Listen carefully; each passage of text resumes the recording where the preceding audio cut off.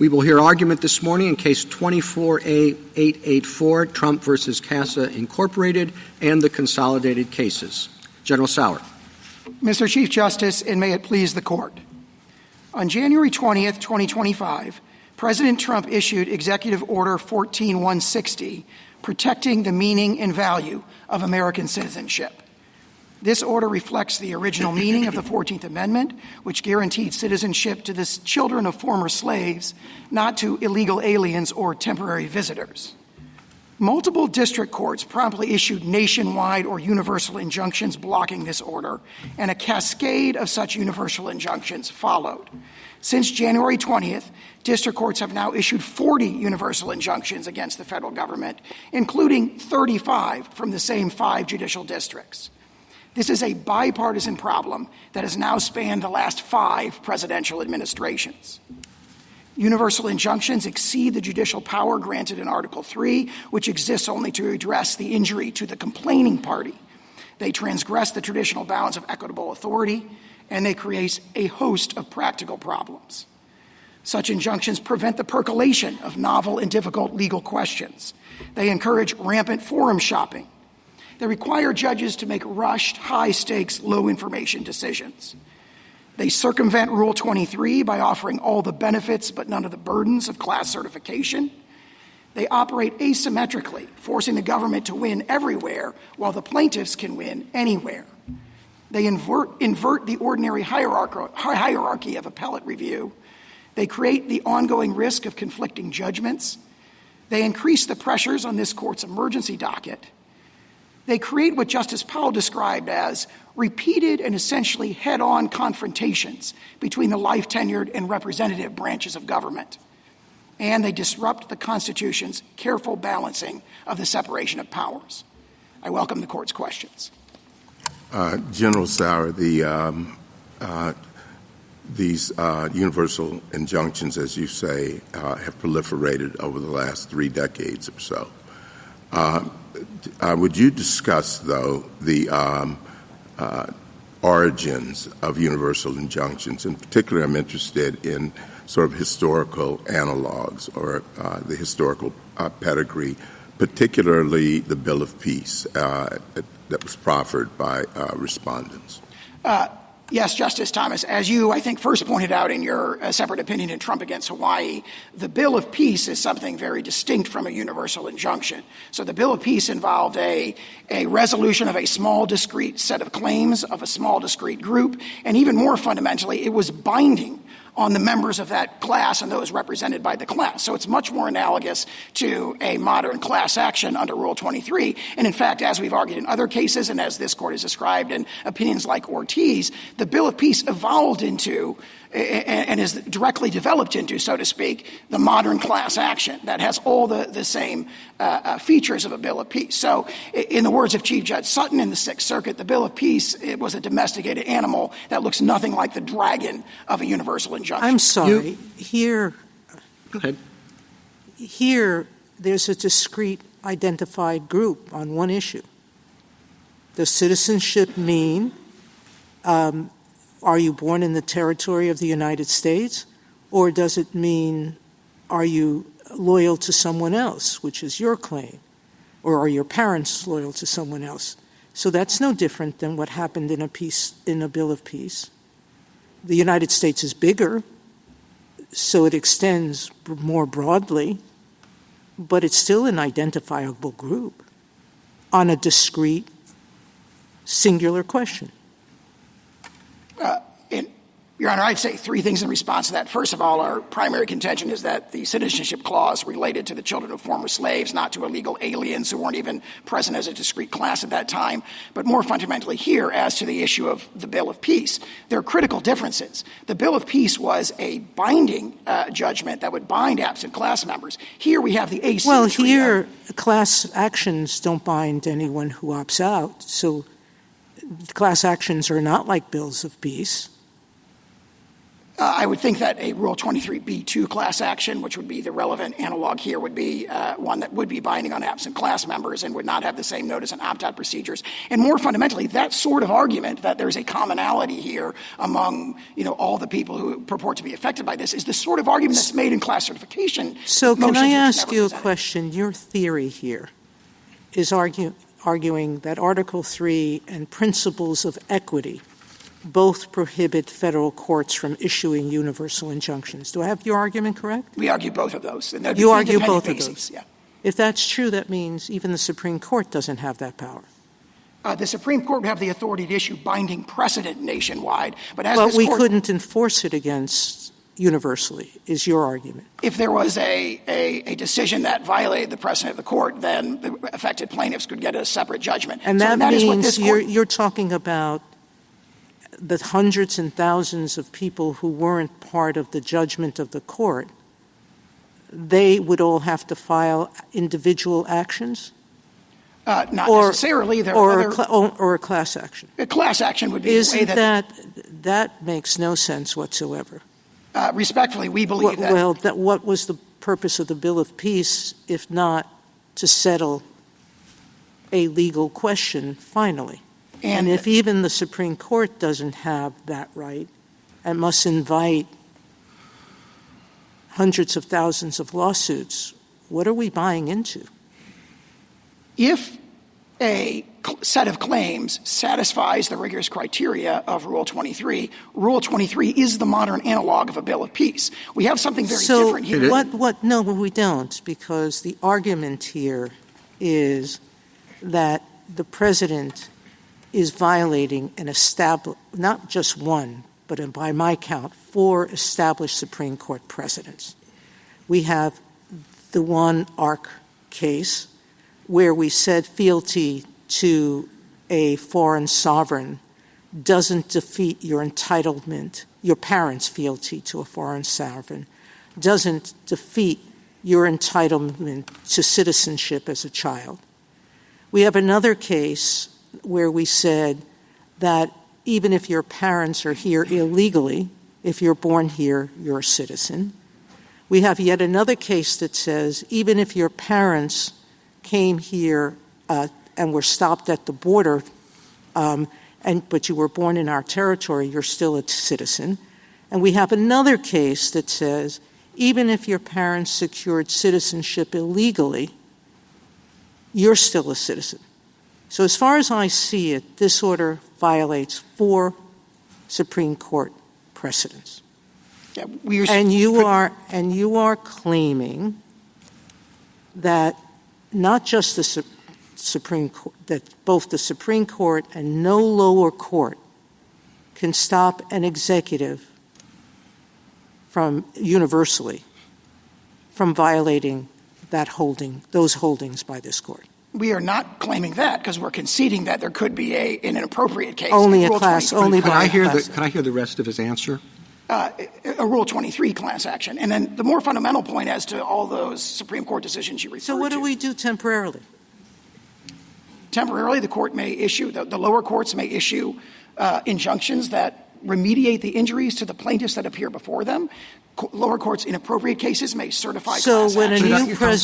when a new president orders that because there's so much gun violence going on in the country, and he comes in and he says, I have the right to take away the guns from everyone, then and he sends out the military to seize everyone's guns. We and the courts have to sit back and wait until every named plaintiff or every plaintiff whose gun is taken comes into court. In appropriate cases, courts have certified class actions on an emergency basis. We found at least 4 cases in recent years where that was done. But more fundamentally, we profoundly disagree with the characterization of the merits. This is now fully briefed in the Ninth Circuit in case number 25-807, where we describe how that characterization of the holding of Wong Kim Ark and the other decisions is profoundly incorrect. And You that still is the have big- Counsel, could I ask you about a different type of case that has broader impact than on the particular claimant? like a claimant who's alleging that the districting in a particular case has resulted in racial discrimination against him or her based on how the district is drawn. Now, a judicial decision about that one plaintiff would implicate the redistricting throughout the whole case, throughout the whole state. How does your theory address that situation? That would be what you might call an indivisible remedy, where what the court is doing there by, for example, redrawing the district lines is, as this court said in Gill against Whitford, the only way to remediate the injury of voting in an unconstitutionally drawn district. That is similar to abatement of a public nuisance or, for example, in the school desegregation cases, where remediating the injury to the plaintiff before the court necessarily has collateral consequences to many others. Certain environmental cases might have a similar thing. For example, you stop the local plant from pouring water pollution into the water. That benefits the plaintiff. It happens to benefit a bunch of other people. Now, that's very different than what we have in these universal injunctions, where it is a divisible remedy. I mean, I point to the holding of the District of Massachusetts in this case, looking at the individual plaintiffs. That court said, well, obviously, I don't have to give a universal injunction to protect individuals other than the individual plaintiffs. They are given complete relief by an injunction that tells federal officials only to treat their children as citizens. Why? I guess the question is why does the law require that? I mean, I appreciate that a court could, in a divisible remedy kind of case, narrow in to the plaintiff, but you seem to be suggesting that Article 3 or Rule 23 or something requires that. And I guess I don't really understand it. If I may offer two responses to that. In the Article 3 context, that is the principle announced in Worth against Selden, announced in Gill against Whitford, and Lewis against Casey, where this court has said again and again, what we do in the Article 3 context is grant remedies that are tailored to remove the injury to the complaining plaintiff. Sometimes they have even very broad collateral consequences. But in the Article 3 context, what the court has not done, and every time it's focused on this in National Treasuries Union, Employees Union, in the But I guess I don't see why then the divisible remedies or indivisible remedies is an argument. I mean, if Article 3 is suggesting that the court has to focus in on the plaintiff only, then it would seem to me that that would be the power requirement across the board. I thought Article 3 was really about limiting the court's power with respect to jurisdiction, that we say the court has to determine whether or not there's subject matter jurisdiction over the issue and whether or not there's personal jurisdiction over the defendant. And once you have those things, the court can evaluate the merits of the legal issue and issue, especially in equity, appropriate relief. Now, I appreciate that there are some prudential concerns that the court considers, but it seems to me that in many, many, many circumstances, we have not required the court to limit their relief to the particular plaintiff as a matter of constitutional Article 3 requirement. I disagree with that, and I'd offer a response both first as to Article 3 and then as to the scope of equitable authority. In the Article 3 context, this court said in Worth against Selden, for example, that the Article 3 judicial power exists only to redress the injury to the complaining parties. Again, in Gill against Whitford and Lewis against Casey. All right, so let me give you a hypothetical. So suppose we have a manufacturing plant that unlawfully releases environmental toxins into the air, and we have a plaintiff who lives near the plant, brings a nuisance lawsuit and says they're being harmed by unlawful release. Your argument suggests that the judgment for the plaintiff has to narrow in on preventing, to the extent possible, preventing harm to the plaintiff. But it seems to me that that's not necessarily the case. You suggest with the Chief Justice in response to him that there can be incidental beneficiaries, that the court could say no more toxins if it's unlawful for the defendant to do that, correct? Yes, we do. So why, if your Article 3 principle is correct? Because, again, the Article 3 principle is remedying the injury to the plaintiff, or set of plaintiffs, could be many, who are before the court. Right. That has collateral consequences. That could help. Let me ask you on that point, would one distinction be who's bound by the judgment? Like, I'm wondering whether if the plaintiff needs – you can only – I think Judge Strauss said in the Eighth Circuit when addressing this issue, you can't peel off part of a nuisance, so the whole thing has to be shut down. Could a neighbor – sue affirmatively to hold the nuisance maker in contempt if he started to begin again the nuisance? That's a great point. It would not be bounding on those collaterally benefited parties, so to speak. I don't want to call them parties because they're not parties before the court. And that, of course, highlights one of the deep problems with the universal. No, but why isn't that the that answer, though? Could you do that now for the universal injunction? Could a plaintiff, for example, who has the protection of the universal injunction but was not named in the suit, bring a contempt action of the sort I just described? They could not do that, but what they could do is run to any of 93 other judicial districts and bring their own lawsuit if No. Under the injunction as it stands, under the injunctions as they stand, could a non-named plaintiff who has the benefit of the universal injunction that's currently in place, could that plaintiff bring a contempt proceeding? We would. Or I guess I shouldn't call them a plaintiff. Could that non-party? We would dispute that they would have the standing to do that because it goes to the heart of. Well, no.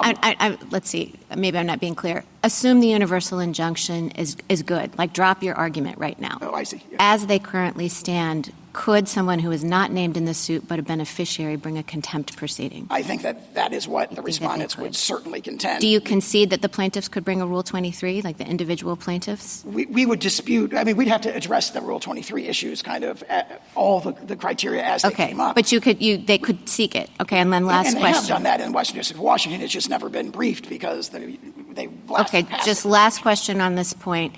The states have a different kind of claim for financial harm, and they've pointed out that it would be very difficult to remedy that without some sort of broader relief.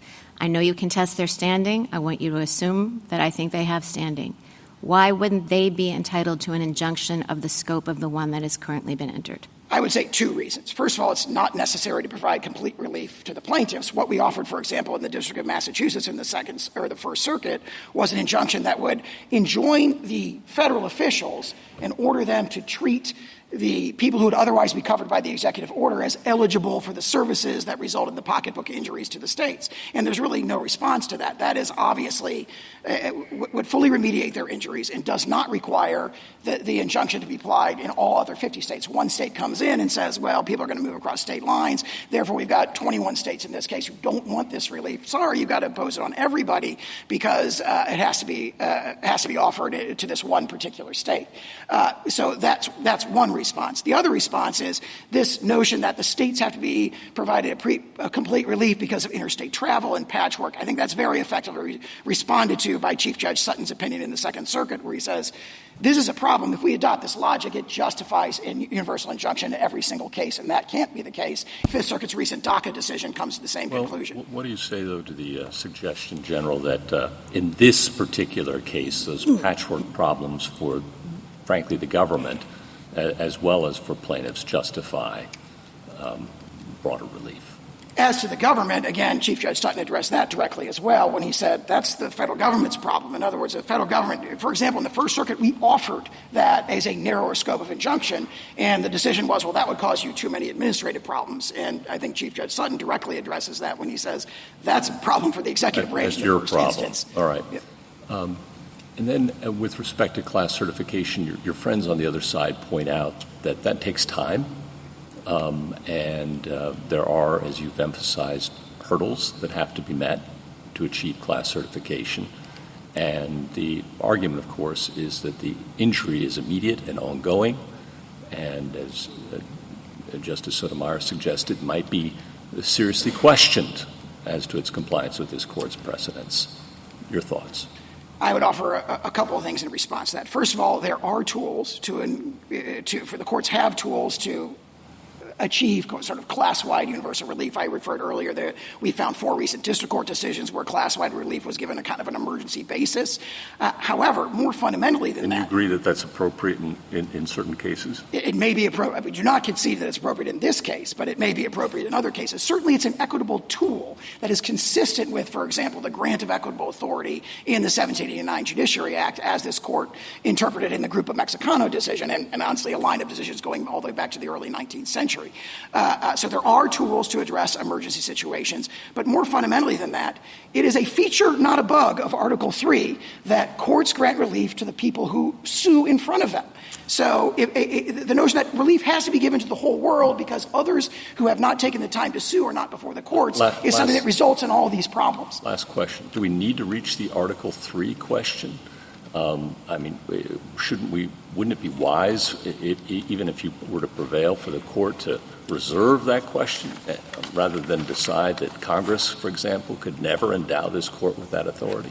That's exactly correct. The court does not have to rest on Article 3 because the court could say, and as we've argued and as Justice Thomas' separate opinion in Trump against Hawaii says, the 1789 Judiciary Act, when it said suits in equity or what the federal courts can do, we had nothing like this in mind. And then I point to the language in Grupo Mexicano where the court said there what was at issue was a preliminary injunction that froze and likely insolvent debtors' assets so that the plaintiff could collect at the end of the case. And the court said that's a nuclear weapon in the law, and we're not that had no analog in 1789 in the practices of the Court of Chancery. And if that's a nuclear weapon, I don't know what this is, where repeatedly 40 times in this administration we're being enjoined against the entire world. I'm just going to ask you to put yourself in a different frame of mind. Hard to do. Assume something you won't want to assume. But the assumption that I want you to make is that on the merits, which of course you did not take to this court, on the merits you are wrong, that the EO is unlawful. And I want to ask you, if we assume that, how do we get to that result on your view of the rules? It is very difficult for me to attempt the hypothetical, but I will. I think that that's the important question in this case. Let's just assume you're dead wrong. How do we get to that result? Does every single person that is affected by this EO have to bring their own suit? Are there alternatives? How long does it take?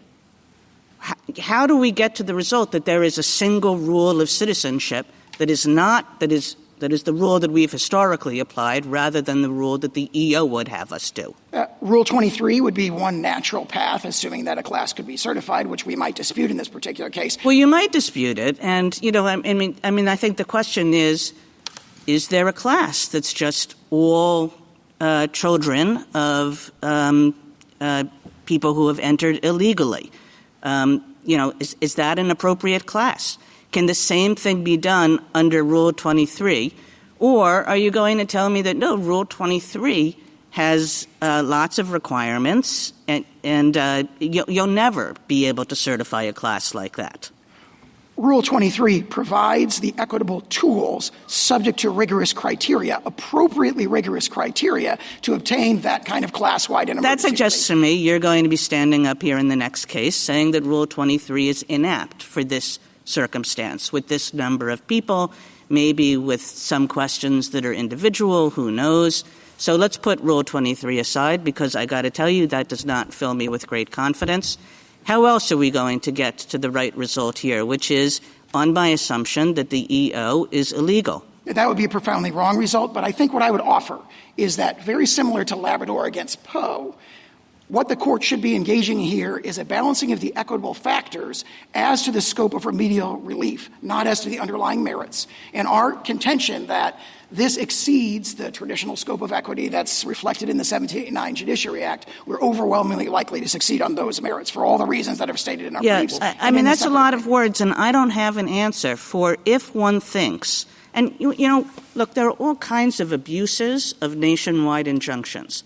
But I think that the question that this case presents is that if one thinks that it's quite clear that the EO is illegal, how does one get to that result, in what time frame, on your set of rules, without the possibility of a nationwide injunction? On this case and on many similar cases, the appropriate way to do it is for there to be multiple lower courts considering it, the appropriate percolation that flows through the lower courts, and then ultimately this court decides the merits in a nationwide binding precedent. You have a complete inversion of that through the nationwide injunctions where the district So, General courts— Sauer, are you really going to answer Justice Kagan by saying there's no way to do this expeditiously? Well, I'll refer to my former answers. Rule 23 provides the tools to do so, multiple injunctions. But you resisted Justice Kagan when she said, could the individual plaintiffs form a class? That has never been briefed in the court below. I do not concede that we wouldn't oppose class certification in this particular case. There may be arguments that this case is or is not appropriate for class certification. And if there were a class appropriate for class certification, you concede that could resolve the question quickly? Yes, absolutely. You concede it could resolve the question quickly through precedent? Yes, absolutely. It could do so. I mean, we obviously dispute the— So just on that point— And if the court— Sorry to interrupt. Go ahead, please. All right, I got a quick one. Well, I'm just going to say just on that point. So, let's say that we're an individual person even. Let's say it wasn't a class.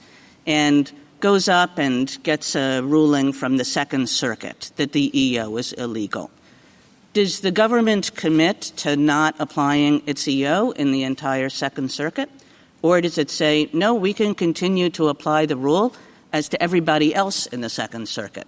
I can't say as to this individual case. Generally, our practice is to respect circuit precedent within the circuit, but there are exceptions to that. Yes, that is generally your practice, and I'm asking whether it would be your practice in this case. I can't answer because it would depend on what the lower court decision said. So there are circumstances, as I was suggesting, where we think that we want to continue to litigate that in other district courts in the same circuit as well. Yeah, so that means it's not even the normal time it takes for everything to get up, through the circuit courts and to the Supreme Court. Because even in those circuits that say that the EO is illegal, you're going to be saying, no, we only commit to saying it's illegal to this one guy who brought the suit. Article 3 and the court's traditional equitable practices provide a range of tools to address that, including a potentially nationwide class action. A nationwide class action, which you say you're going to oppose when that gets challenged. We are likely to oppose when on that the merits. Proposed. Yes, and if it does not meet the rigorous criteria of class certification, the court should not enter that injunctive relief. That's do you think, feature, not a bug. How about you're not willing to commit to abiding by the Second Circuit's precedent suppose that there's a single person who brings a suit, and it gets all the way up to us after 3 or 4 or 5 years.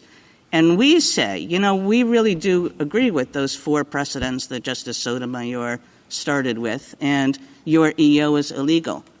Is that only going to bind the one guy who brought the suit?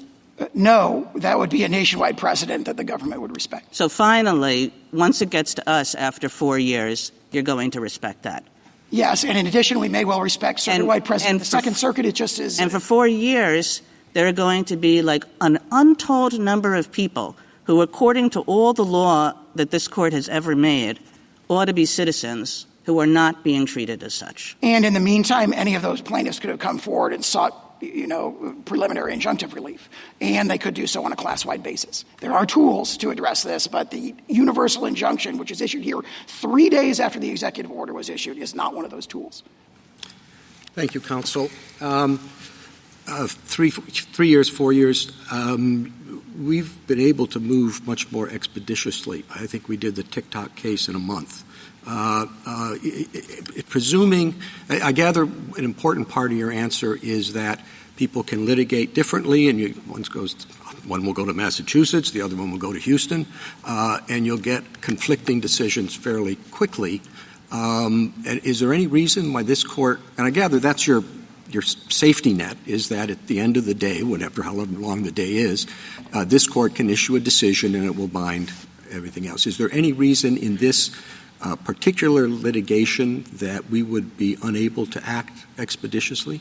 Absolutely not, Mr. Chief Justice. Okay, thank you. Justice Thomas? General, when were the first universal injunctions used? We believe that the best reading of that is what you said in Trump against Hawaii, which is that Wirtz in 1963 was really the first universal injunction. There's a dispute about Perkins against Lucan's Oil going back to 1940. And, of course, we point to the court's opinion that reversed that universal injunction issued by the D.C. Circuit and said it's profoundly wrong. Now, if you look at the cases that the either party cite, you see a common theme. The cases that we cite, like National Treasury's Employment Union, Perkins against Lucan's Oil, Frothingham in Massachusetts against Mellon, going back to Scott against Donald, and all of those are cases where the court considered and addressed the sort of universal, in that case, statewide issue of provision of injunctive relief. So when the court has considered and addressed this, it has consistently said you have to limit the remedy to the plaintiffs who are appearing in court and complaining of that remedy. So we survived until the 1960s without universal injunctions. That's exactly correct. And in fact, those were very limited, very rare, even in the 1960s. It really exploded in 2007 in our cert petition in Summers against Earth Island Institute. We pointed out that the Ninth Circuit had started doing this in a whole bunch of cases involving environmental claims. Justice Alito? You began by outlining what you see as the practical problems that have been created by universal injunctions. If we were to hold that the states have standing, and if it is possible for a plaintiff to get emergency certification of a class, suppose we agreed with you on universal injunctions, but allowed those other two avenues, would the practical problem be rectified to any substantial degree? Certainly, if there were an injunction that extended to, all of the litigating states, that would cover a very substantial portion of the country, and also an emergency sort of class certification decision might also grant very broad relief. So the answer is that the practical problem would not be solved. And if that's the case, what is the point of this argument about universal injunctions? I think the point is that universal injunctions exceed traditional principles of Article III, and they exceed the traditional equitable authority. And that's what yields all these sort of pathologies, so to speak, of the current practice of issuing them very, very easily. Thank you. Justice Sotomayor? You answered Justice Gorsuch, I think correctly, that if Article III precludes universal injunctions, then even class actions are illegal. That's what you're arguing, isn't it? I disagree with that profoundly. How could it, if Article III and only prohibits injunctions that affect non-members or non-plaintiffs, how could Congress give a remedy like a class action? In an article or in a Rule 23 class, every represented member of the class has standing by hypothesis. So every single one of them has an Article III injury, and Rule 23, again, so that would be the only method. It would be very similar to the Bill of Peace, where all those parties, if they're present in a representative capacity, are bound. We can act quickly. If we are worried about those thousands of children who are going to be born without citizenship papers that could render them stateless in some places because some of their parents' homes don't recognize children of their nationals unless those children are born in their countries, they're not going to be receiving federal benefits because that's the claim of the plaintiffs here, that of the state plaintiffs, that they're not going to be able to provide services to those children. Shouldn't we grant cert before judgment on that issue? If we're afraid that this is, or even have a thought that this is unlawful executive action, that it is Congress who decides citizenship, not the executive, if we believe, some of us were to believe that, why should we permit those countless others to be subject to what we think is an unlawful executive action? As unlawful as an executive taking the guns away from every citizen. Cert before judgment would be another tool, but through which this court could act expeditiously. Is this the kind of case where the equities would call for that? And why wouldn't it? It's a pure legal question. What does the Constitution mean with respect to citizenship? There are no individual facts that would alter our conclusion. If we can't do it by a universal injunction, because you say Article 3 doesn't permit that, Article 3 wouldn't permit us to give a universal injunction, even if we rule. Why don't we grant cert before judgment so that all of these parents would have a firm Supreme Court decision that they can take where? Because you're saying nobody can grant a universal injunction. No party has asked for that in this case, and I think one reason is that would deny the court of the benefit of percolation in multiple lower courts of a novel and sensitive and important constitutional question. We have novel courts who've percolated this issue and said you're violating precedent. Not only precedent, but the plain meaning of the 14th of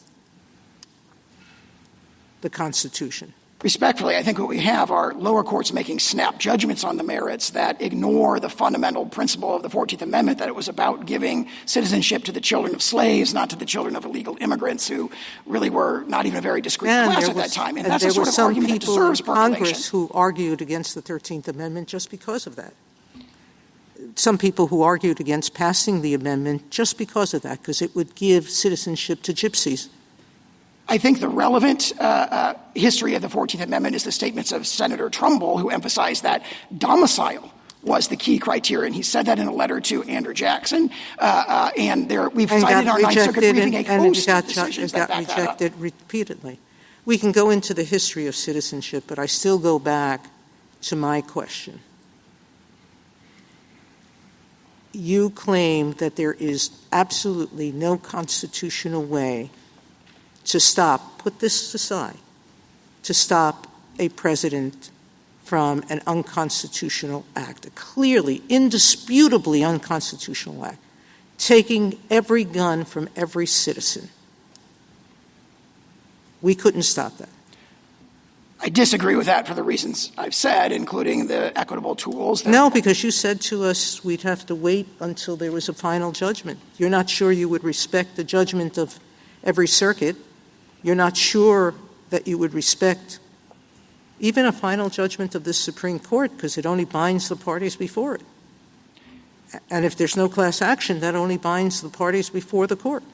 I don't think there's a, so to speak, really, really unconstitutional exception to the strictures of Article 3 or the scope of equitable authority, and the court should not recognize one, because what we see, not just in this case, but in the 39 others, is that the district courts who are issued these injunctions all passionately disagree with the thing that's being challenged in that. So that principle that, well, this we think is really unconstitutional, therefore we should ignore the general principles of Article 3 is not a principle the court ought to adopt.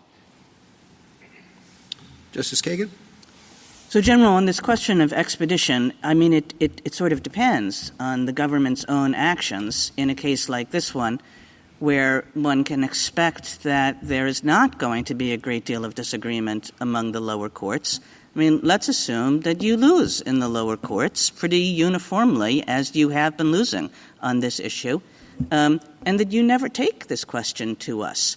I mean, I noticed that you didn't take the substantive question to us. You only took the nationwide injunction question to us. I mean, why would you take the substantive question to us? You're losing a bunch of cases, this guy over here, this woman over here. You know, they'll have to be treated as citizens, but nobody else will. Why would you ever take this case to us? Well, in this particular case, we have deliberately not presented the merits to this court on the question of the scope of remedies, because, of course, that makes it a clean vehicle where the court doesn't have to look at the past. You're ignoring the import of my question. I'm suggesting that in a case in which the government is losing constantly, there's nobody else who's going to appeal, they're winning, it's up to you to decide whether to take this case to us. If I were in your shoes, there is no way I'd approach the Supreme Court with this case. So you just keep on losing in the lower courts.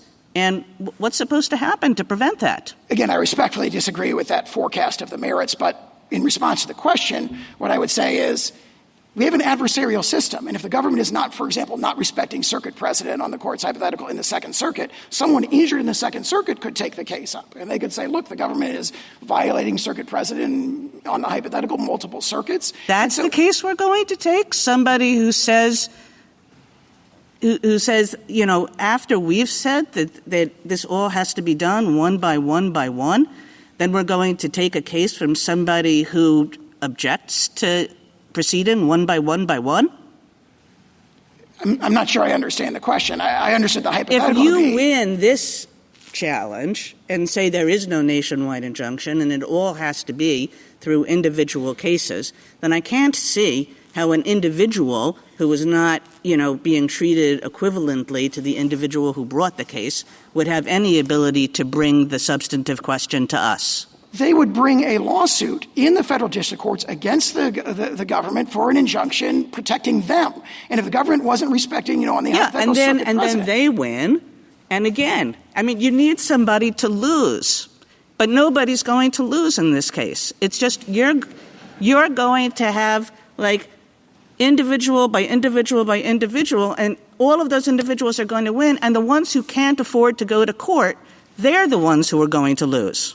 The tools that are provided to address hypotheticals like this, again, This is not a hypothetical. This is happening out there, right? Every court has ruled against you. We've only had snap judgments on the merits. You know, obviously, we're fully briefing the merits in the courts of appeals, and our arguments are compelling. More fundamentally, in response to the question, I'm suggesting to you, like the real brunt of my question is, in a case like this, the government has no incentive to bring this case to the Supreme Court because it's not really losing anything. It's losing a lot of individual cases which still allow it to enforce its EO against the vast majority of people to whom it applies. And again, Rule 23 provides an avenue to address those very concerns. Thank you. Justice Gorsuch? Well, Justice Kagan asked my questions better than I could have.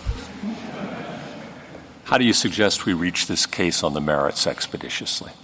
There's a number of tools the court could do that. We think this case is one that cries out for percolation, that the court should allow the lower courts to address the merits issue multiple times. It's currently on briefing in 3 different cases in the First, Fourth, and Ninth Circuits, and we think that that's the appropriate way to do it. If the court disagreed, obviously, when you lose one of those, do you intend to seek cert? If we lose, yes, absolutely. Justice Kavanaugh? So the technical problem here seems to be class-wide relief without the district courts going through the steps to assess whether a class should be certified, correct? Correct. Okay. And if you win here on this procedural point, it seems very likely that the day after, there are going to be suits filed all over the place seeking class-wide treatment, maybe statewide classes, circuit-wide classes, maybe nationwide classes. I'm sure they're being prepared now. Right? And on what basis would you oppose a statewide class? I could imagine certain bases, and again, we haven't briefed this in the lower courts yet. You've been promising everyone here that Rule 23 is the cure-all. And I want to explore on what basis you would oppose a statewide class. Just take that one for now. For example, and again, this is very hypothetical because I'm not predicting that we will or will not oppose that. We haven't taken a position on that yet. If you were to oppose it, on what basis would you plausibly oppose it? There may be problems of commonality and typicality, for example. For example, there's 2 different sets of groups that are affected by the executive order. There are those where the mothers are temporarily present and those where the mother are illegally present. And in both cases, the father is neither a citizen nor a lawful permanent resident. So there might be issues of typicality. Adequacy of representation might very well be an issue. So there would have to be that rigorous application of those criteria. Now, the argument may be this is a case that is a natural candidate for a Rule 23b2 certification. That may well be true. The government hasn't taken a position on that. Our position is not that class certification will necessarily be granted. Our position is that Rule 23 is how these sorts of claims should be channeled. And you think, I think you just said, it's very possible that class certification may be granted. It is possible. We don't know yet because there was a class certification motion filed at the very beginning in the Western District of Washington, and it was just never briefed because obviously the pathology here is that the nationwide injunctions just go blowing past the class certification procedures. And I guess Rule 23b2, for a lot of the cases we've had over the past 25 years that you talk about where there have been universal injunctions or where the lower courts have had that, 23b2 could have been used in a lot of those, presumably, correct? Eviction moratorium, student loans, OSHA vaccine mandate. Do you see the possibility that 23b2 could have been used instead of, some of those were APA, but put aside the APA issue for now? Yeah, we do set aside that issue, if I may. I got it. But yes, I agree with that as to some, but not of the other cases. It's hard to see how, for example, Biden against Nebraska where a state was the plaintiff, might have been a 23b2 class. And the Alabama Association of Realtors might have been a much better candidate for that. And again, not taking a position on the individual merits, our overarching point is there's a tradition of equity in this country that goes back to the English Court of Chancery, and what's happening in these universal injunctions, again, 40 times in this administration, at least 22 times in the last administration, 64 times in the administration before that, is just disregarding those appropriate procedures to seek this kind of global relief. I want to ask one thing about something in your brief. You said, quote, and of course this court's decisions constitute controlling precedent throughout the nation. If this court were to hold a challenged statute or policy unconstitutional, the government could not successfully enforce it against anyone, party or not, in light of stare decisis, end quote. You agree with that? Yes, we do. If you prevail here, the original executive order had a 30-day period before it took effect. If you prevail here, should there be any pause so that things can happen that need to happen for 30 days or some period of time, or should we not even worry about that? Yes, we can see that the 30-day ramp-up period that the executive order itself calls for never started because the universal TROs were entered almost immediately, and we don't dispute that there should be a 30-day ramp-up period. For another reason as well, which is that we've been enjoined from even doing guidance, even formulating a policy, and that itself is another problem with these injunctions. On the day after it goes into effect, this is just a very practical question how this is going to work. What do hospitals do with a newborn? What do states do with a newborn? I don't think they do anything different. What the executive order says in Section 2 is that federal officials do not accept documents that have the wrong designation of citizenship from people who are subject to the executive order. How are they going to know that? The states can continue to the federal officials will have to figure that out. How? So you could imagine a number of ways that the federal officials could. Such as they could require a showing of, documentation showing legal presence in the country. For a temporary visitor, for example, they could see whether they're on a B-1 visa, which would exclude kind of the birthright citizenship in that context. For all the newborns? Is that how that's going to work? Again, we don't know because the agencies were never given the opportunity to formulate the guidance. They would have 30 They're only days. going to have 30 days to do this. You think they can get it together in time? They're under. That's what the executive order instructs them to do, and hopefully they will do so. Again, it's a speculative and hypothetical scenario because they were enjoined from even starting that process. And then last question. You mentioned before this has come up in the last 4 or 5 administrations primarily. I guess I've thought about that a lot too. Why? It seems why might be it's harder to get legislation through Congress, particularly with the filibuster rule. Presidents want to get things done with good intentions. The executive branches that work for those presidents push hard to, when they can't get new authority, to stretch or use existing authority. And they've been pushing. Understandably, all with good intentions, all the presidents, both parties, right, with good intentions pushing. Is that your understanding of why this has happened more, that there's less ability to get legislation? Because I'm trying to figure out the why to your opening about the last 4 or 5 administrations. I agree with it. I think that might be the why, but I'm curious what you think. I'm speculating about the motivations of the individual district judges who grant these, but one explanation might be this is an extraordinary power. It's a very strong power for the reasons the questions have reflected. Well, for a district let me judge just pause you right there. The underlying point is that these district judges are not just doing universal injunctions. They're finding these actions illegal because they're exceeding existing authority, and oftentimes we are too. When it gets to us, finding the actions of presidents of both parties unlawful because they exceed existing authority. So is that coming up more often? because of why is that coming up more often? It's hard to do an historical analysis, but I would draw an analogy to the New Deal. And Professor Bray makes this point in his article that actually there were very, very passionate challenges to sort of nationwide policies during the Roosevelt administration, and they were not addressed by issuing universal injunctions. He cites an example where in one case a policy had been held illegal and there were like 1,600 injunctions against that policy, all protecting the individual plaintiffs. So if you look at the history, it's not clear that what we have of disagreement, difficulty, gridlock, getting things through Congress and so forth, that's not necessarily new. What is new and is certainly unique to the last 5 presidential administrations is having these given on this widespread basis and this systematic basis, 40 again in the last 4 months. Thank you. Justice Barrett? General Sauer, I want to ask you about a potential tension. Well, no, not potential tension, an actual tension that I see in answers that you gave to Justice Kavanaugh and Justice Kagan. You resisted Justice Kagan when she asked you whether the government would obey within the Second Circuit a precedent. I'm distinguishing between opinions and judgments here. Did I understand you correctly to tell Justice Kagan that the government wanted to reserve its right to maybe not follow a Second Circuit precedent, say, in New York, because you might disagree with the opinion?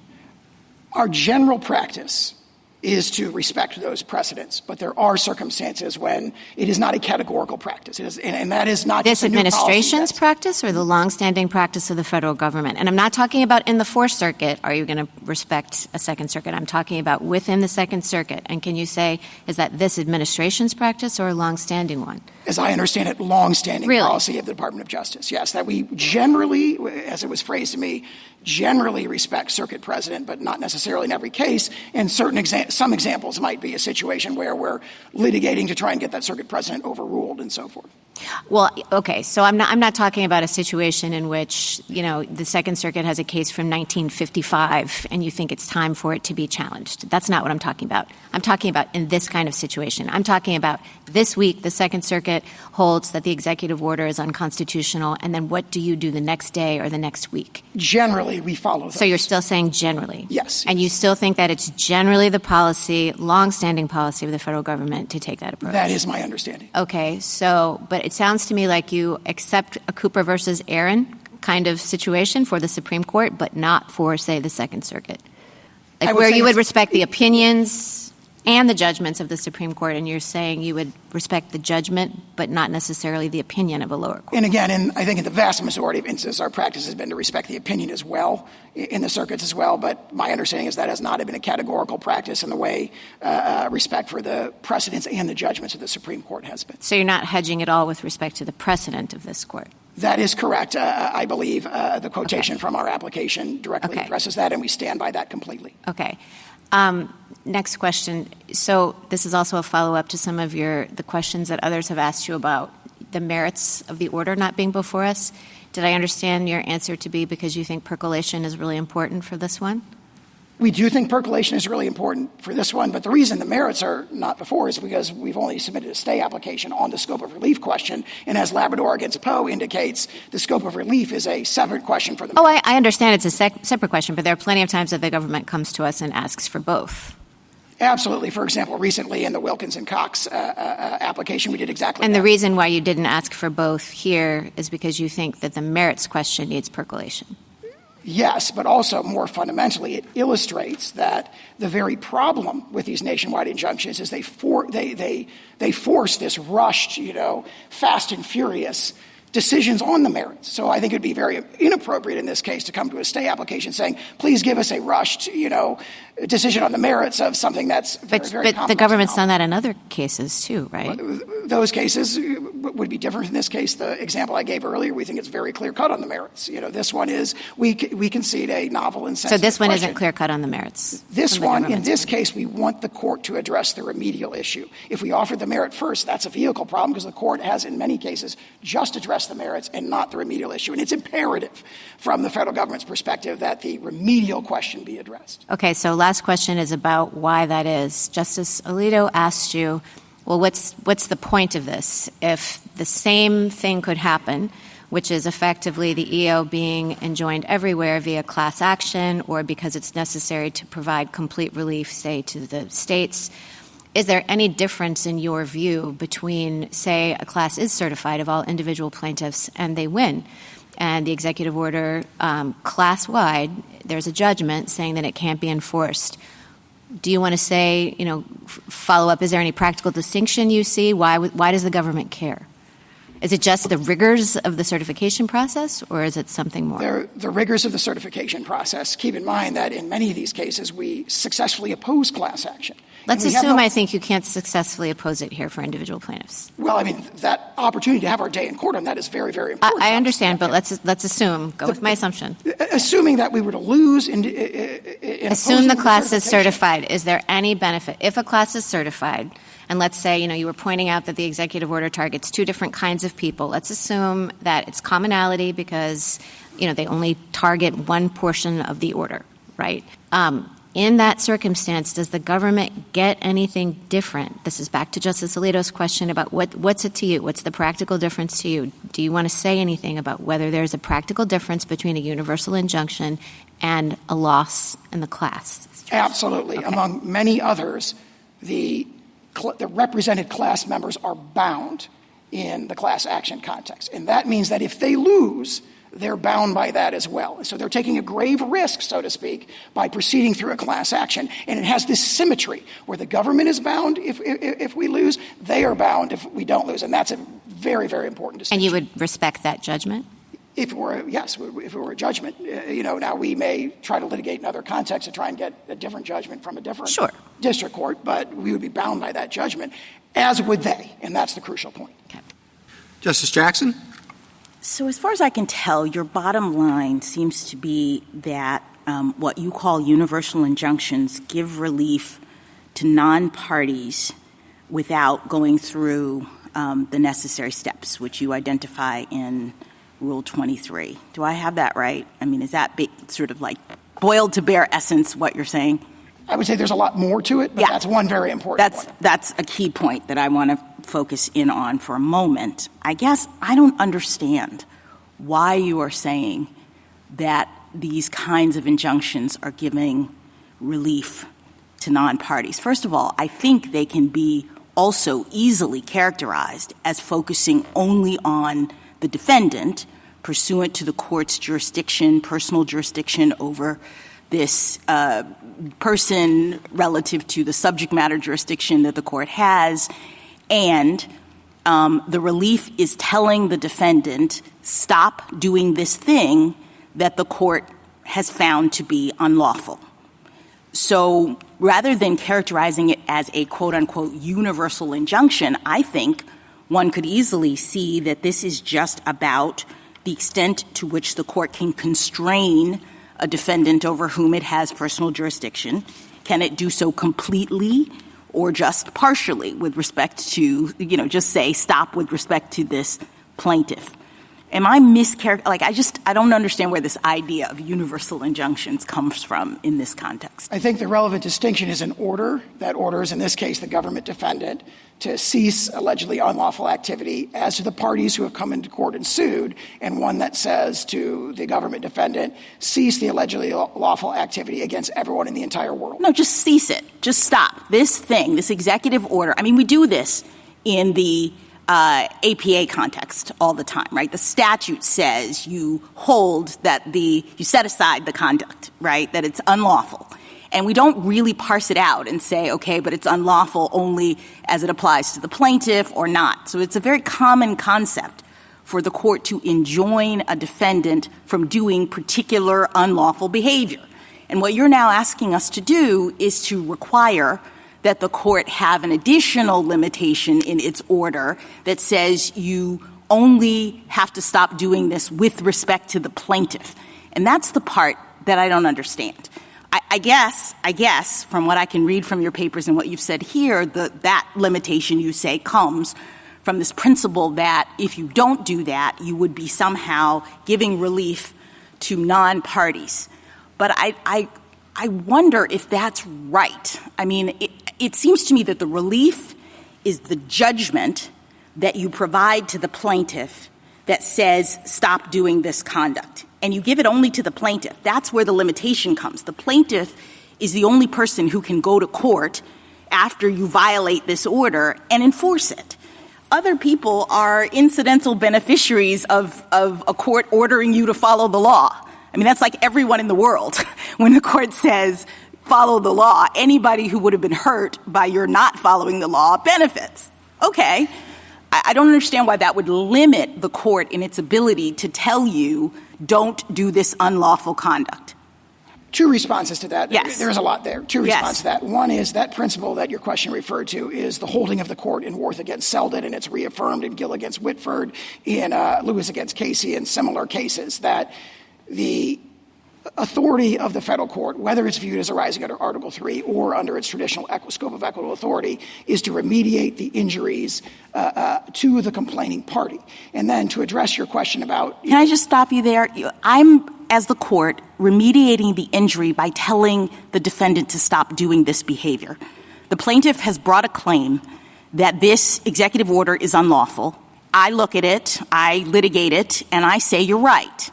Stop doing it. You cannot enforce this order. So I don't understand why that's like outside the scope of Worth versus Selden. If the court in that case is imposing what we've called an indivisible remedy, for example, vacator under the APA, there's a debate about what set aside means. Assuming it means to vacate, then the remedy that Congress has provided as a condition of its delegation to the agency is if one part of the, if the regulation is unlawful, then the remedy granted, which directly remediates the plaintiff's injury on that hypothetical, is an indivisible remedy that benefits others. Here in this case, and in all the other 40 cases, we see something totally different. Yeah, I understand. It is not necessary to remediate the injuries of the plaintiff before them. That is the I understand. Let me just turn your attention to one other thing, because the real concern, I think, is that your argument seems to turn our justice system, in my view at least, into a catch-me-if-you-can kind of regime from the standpoint of the executive, where everybody has to have a lawyer and file a lawsuit in order for the government to stop violating people's rights. Justice Kagan says, let's assume, for the purpose of this, that you're wrong about the merits, that the government is not allowed to do this under the Constitution, and yet it seems to me that your argument says we get to keep on doing it until everyone who is potentially harmed by it figures out how to file a lawsuit, hire a lawyer, et cetera. And I don't understand how that is remotely consistent with the rule of law. A system, and I appreciate that you go back to English common law and the Chancery Court, but they had a different system. The fact that courts back in English Chancery couldn't enjoin the king, I think, is not analogous or indicative of what courts can do in our system, where the king, quote unquote, the executive, is supposed to be bound by the law. And the court has the power to say what the law is.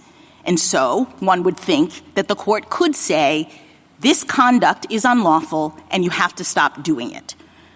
I think the catch-me-if-you-can problem operates in the opposite direction, where we have the government racing from jurisdiction to jurisdiction, having to sort of clear the table in order to implement a new policy. A great example of this is in the Schilling litigation, where the military had a military readiness policy. It was universally enjoined by the DDC. It went up to the D.C. Circuit. The D.C. Circuit stayed that injunction to allow that policy to go into effect, and then 1 hour later, a district court on the other side of the country universally. Can I just ask you one final thing, because this relates to also something that Justice Kagan said. I would think we'd want the system to move as quickly as possible to reach the merits of the issue and maybe have this court decide whether or not the government is entitled to do this under the law. Wouldn't having universal injunctions actually facilitate that? It seems to me that when the government is completely enjoined from doing the thing it wants to do, it moves quickly to appeal that, to get it to the Supreme Court, and that's actually what we would want. What I worry about is similar to what Justice Kagan points out, is that if the government is saying no lower court can completely enjoin it, it actually means that the government just keeps on doing the purportedly unlawful thing, and it delays the ability for this court to reach the underlying issue. Percolation of novel, sensitive constitutional issues is a merit of our system. It is not a bad feature of the system. Thank you. Thank you, counsel. Mr. Feigenbaum? Mr. Chief Justice, and may it please the Court. This Court should deny the emergency application because this injunction was properly designed to ensure that the states would get relief for our own Article III injuries, as we suffer significant pocketbook and sovereign harms from implementation of this executive order, including from the application of this EO to the 6,000 babies born to New Jersey parents out of state every year. The U.S. prefers alternative approaches for granting that relief, alternatives it never raised in the district court below. But its approach would require citizenship to vary based on the state in which you're born, or even turn on or off when someone crosses state lines, raising serious and unanswered administrability questions, not just for the federal government, but also for the states. And it would offend the text and history of the Citizenship Clause itself. Since the 14th Amendment, our country has never allowed American citizenship to vary based on the state in which someone resides, because the post-Civil War nation wrote into our Constitution that citizens of the United States and of the states would be one and the same without variation across state lines. The U.S. has claimed that Article III establishes a bright-line rule barring such injunctions no matter the circumstance, even where the states do need it to meet their own harms, finds no support in this Court's cases or in the history of equity. Its argument that a single district court cannot decide birthright citizenship or that we need more percolation on that question for the nation overlooks that this Court already settled this exact constitutional question 127 years ago, and that this EO is contrary to over a century of executive practice.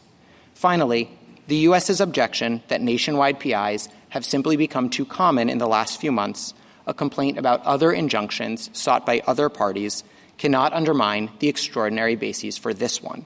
The states, who regularly come before this Court as plaintiff and defendant alike, agree that nationwide relief can be reserved for narrow circumstances, but it was needed here. I welcome this Court's questions. Putting the merits aside, what do you think is the origin of, or at least the pedigree of universal injunctions, particularly the Bill of Peace, if you would discuss that? Absolutely, Your Honor. So there's two categories of these broad injunctions. So first, although we use the term nationwide injunction, if the nationwide injunction is actually about meeting our harm and the alternatives are not legally or practically workable, then it isn't even a universal injunction, as I know this Court's separate writings has used the term, because it's about meeting our own Article III injury, which is our basic submission about this case. But we do agree that there's some space for universal relief. We trace it back through the history from the Bill of Peace, through Equity Rule 48, which specifically clarified that in the American equitable tradition, it was not always the case that universal relief would bind the non-parties, even as it might benefit the non-parties, continuing on to the tax collection injunctions in the 19th century, and then continuing on as recently as this Court's order in AARP. So I do think they've always been in narrow circumstances. They've never been the reflexive or norm of how relief should be granted in this country, but they have been available. I don't think I need that for my case, but I do think they're available in narrow circumstances. You say they should be available only in narrow circumstances. Why is that?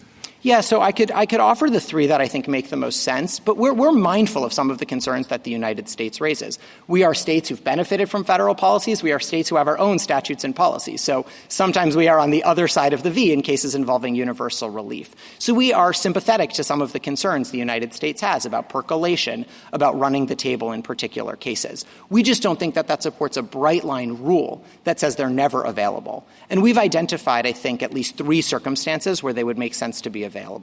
The first would be in cases where the alternative ways of remedying the harm for the parties are not practically or legally workable. That's this case, and I'll return to that in a second.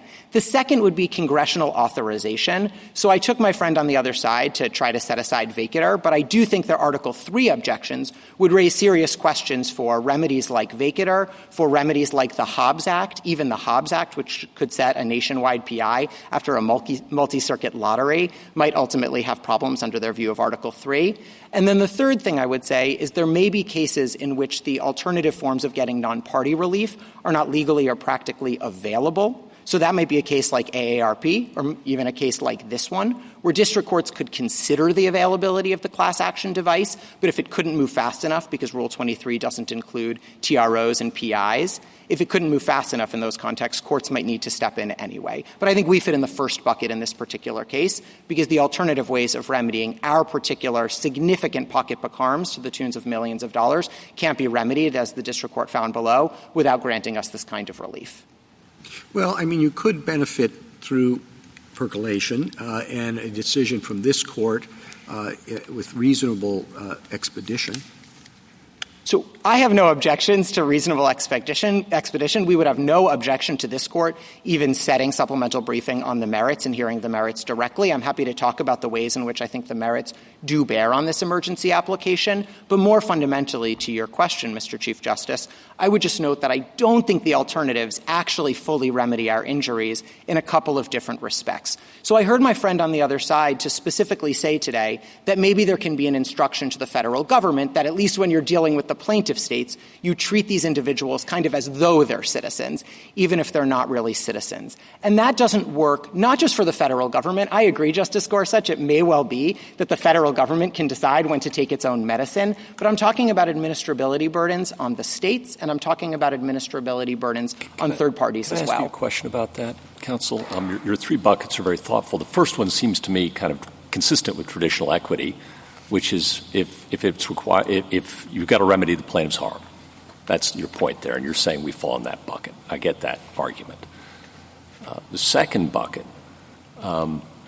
is possibly Article 3, okay, that Congress could authorize, and maybe has authorized circumstances.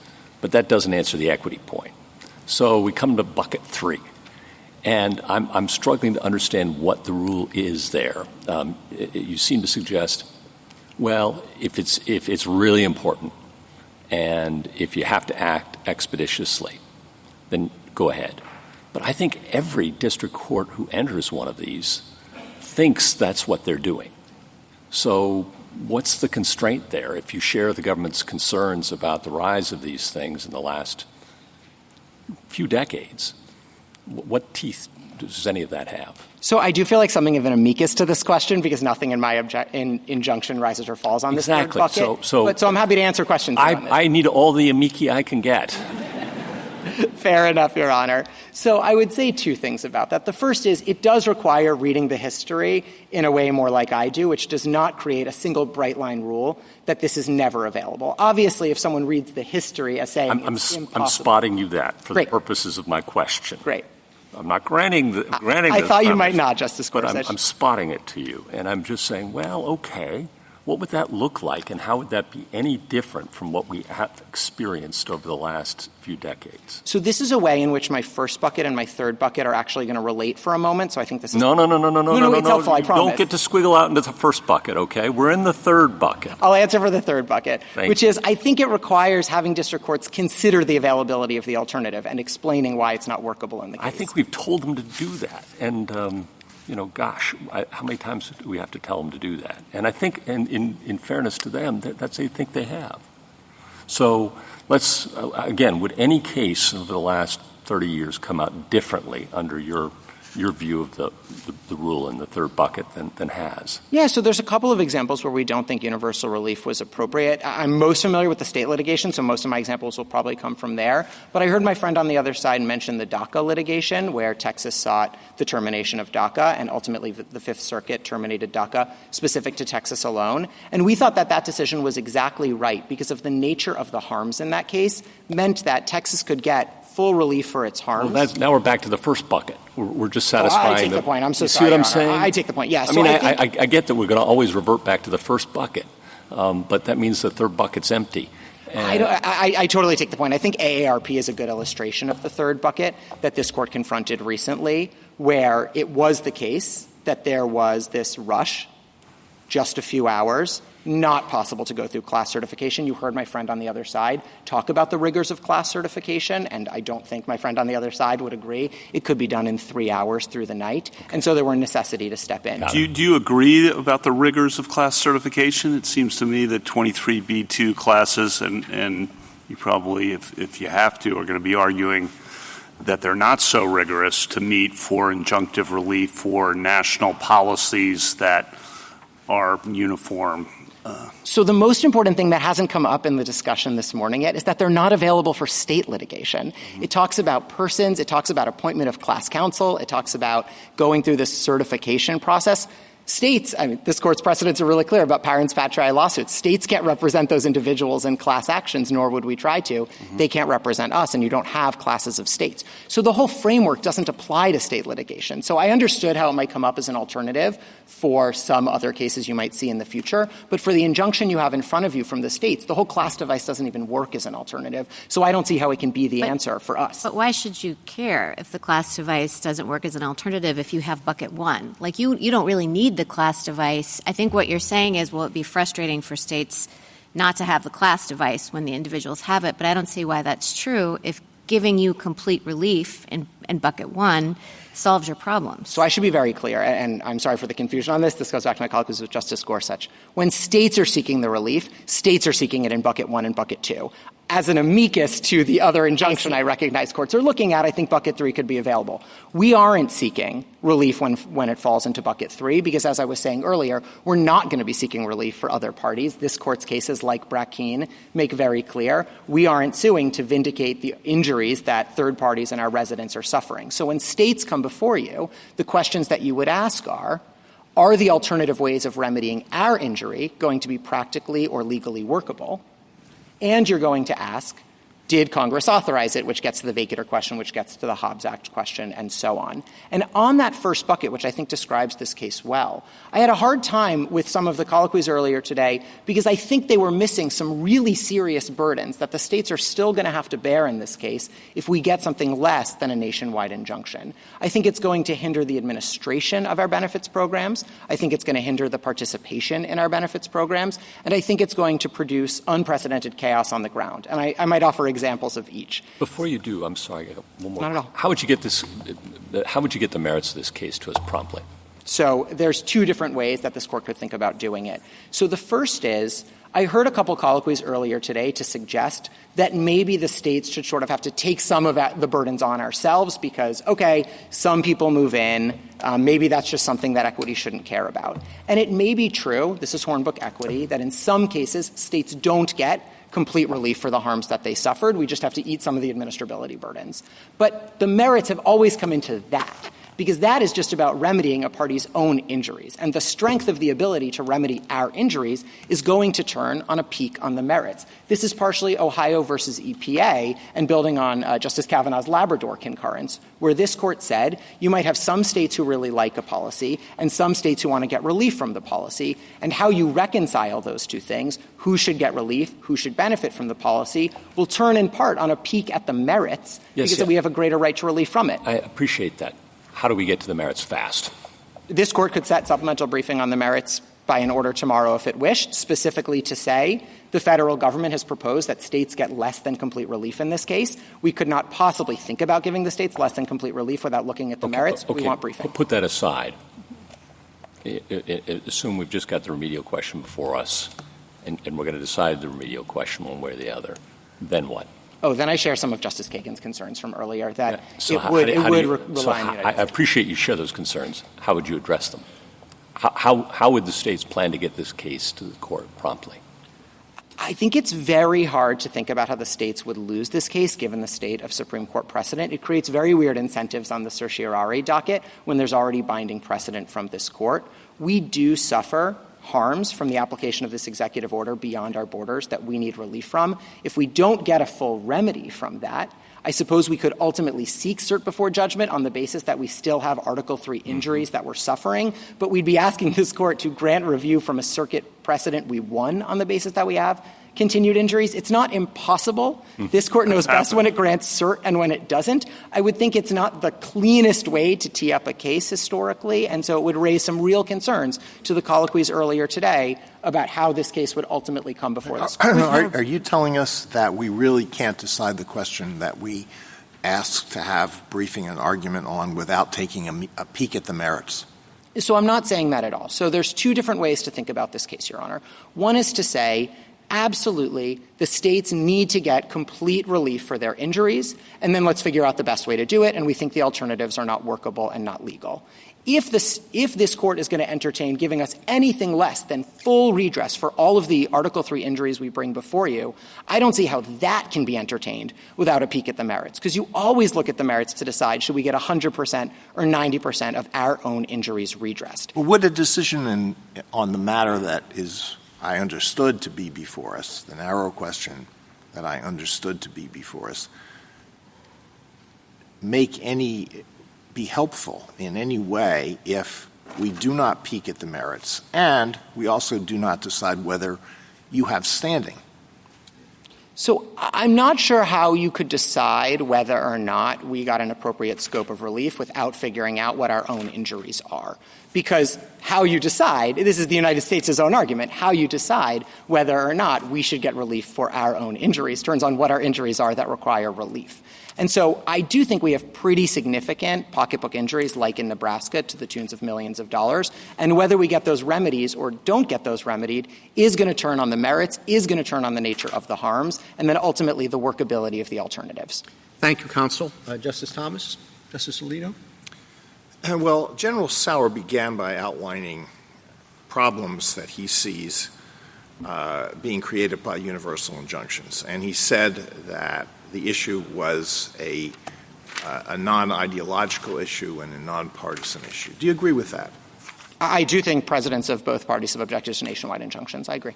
So what do you say about the practical problem? So let's put out of our minds the merits of this and just look at the abstract question of universal injunctions. What is your response to what some people think is the practical problem? And the practical problem is that there are 680 district court judges, and they are dedicated and they are scholarly, and I'm not impugning their motives in any way, but sometimes they're wrong.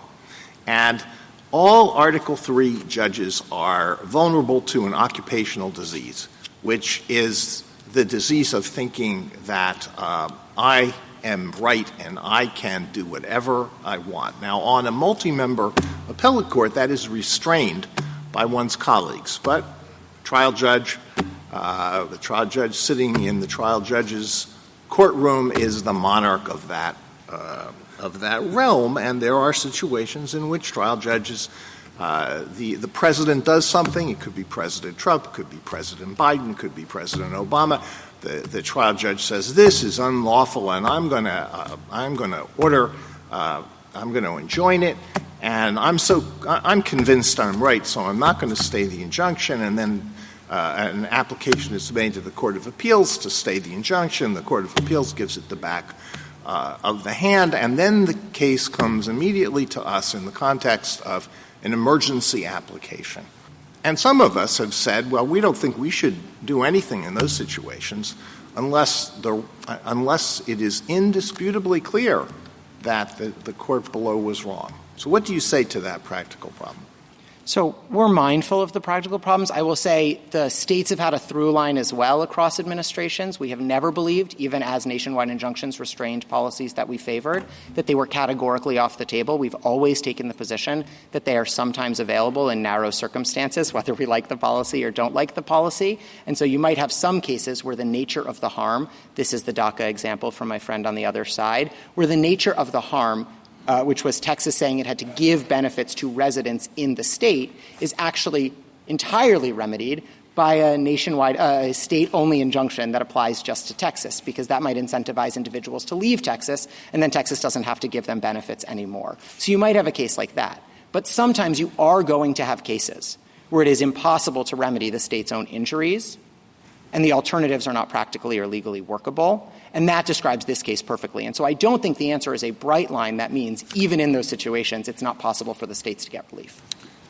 In deciding the question that is before us here, do you think we should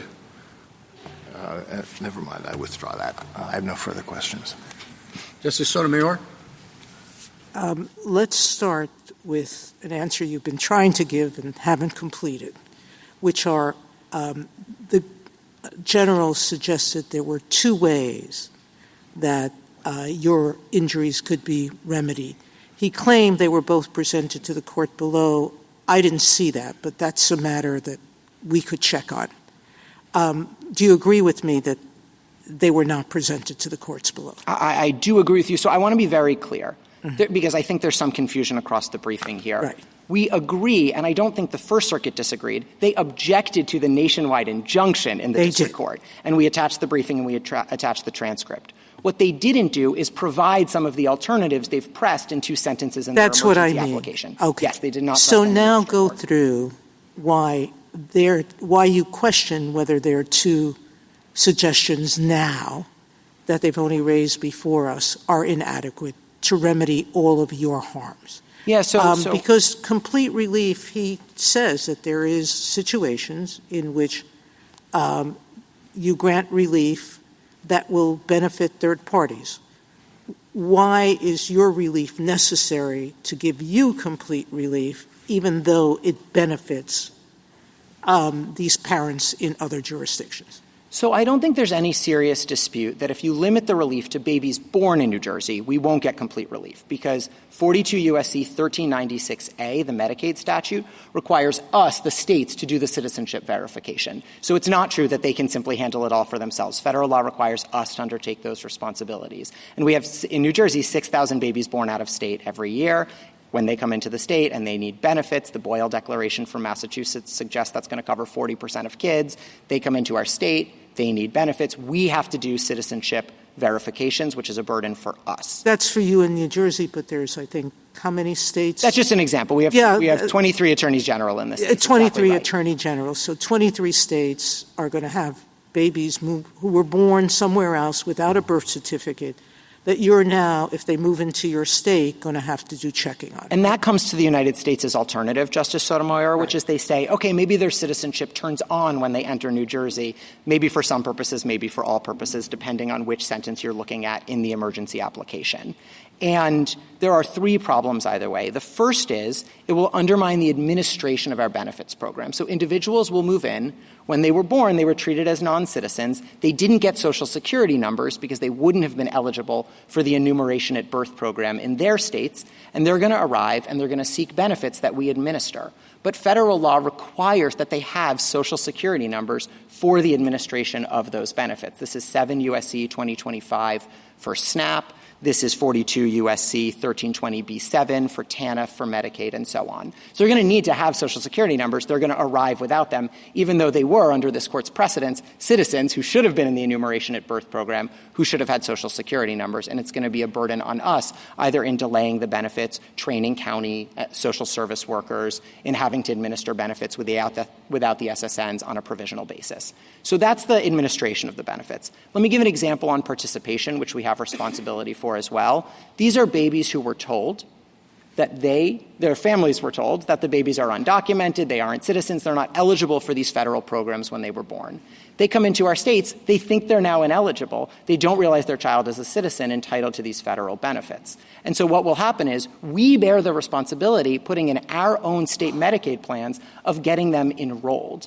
And that's 42 U.S.C. 1367BB. So we're responsible for putting in our plan how we're going to enroll them. We have to incur substantially more costs to get them enrolled in our programs because they think they're undocumented, they think they're ineligible because of where they were born, even though their citizenship has now turned on when they cross state lines. And then the last point is we've never in this country's history since the Civil War had your citizenship turn on when you cross state lines. So we don't have answers to these workability questions, not just because it wasn't presented in the district court, not just because it's two sentences in an emergency application, but because for over a century, executive practice has been uniformly to the contrary, building on this court's decision in Wong Kim Ark. So we genuinely don't know how this could possibly work on the ground.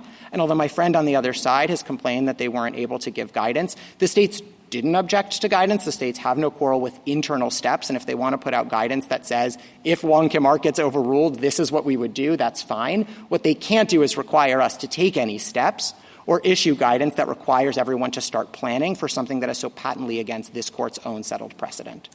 Now, going back to the history question that Justice Thomas started with, you relied on the Bill of Peace. You relied on the tax injunction of the 19th century, and not so far in the 19th century. 1891 just about the time that the 14th Amendment was adopted, okay? At any rate, there are other cases, one of our amici points out to them, the Pierce versus Society of Sisters case, the West Virginia State Board of Education case. Those were earlier than the 1960s. In the Pierce versus Society of Sisters, the court affirmed a universal injunction that wasn't even sought by the parents, correct? That's right. And there what we said was their states were imposing criminal penalties on parents who sent their children to private school. And just 2 plaintiff schools sued against that penalty. They sought and won an injunction that categorically restrained the state from enforcing the law. That was 1925, correct? That's right. And similarly with West Virginia, saluting the flag by Jehovah's Witnesses. The injunction was universal.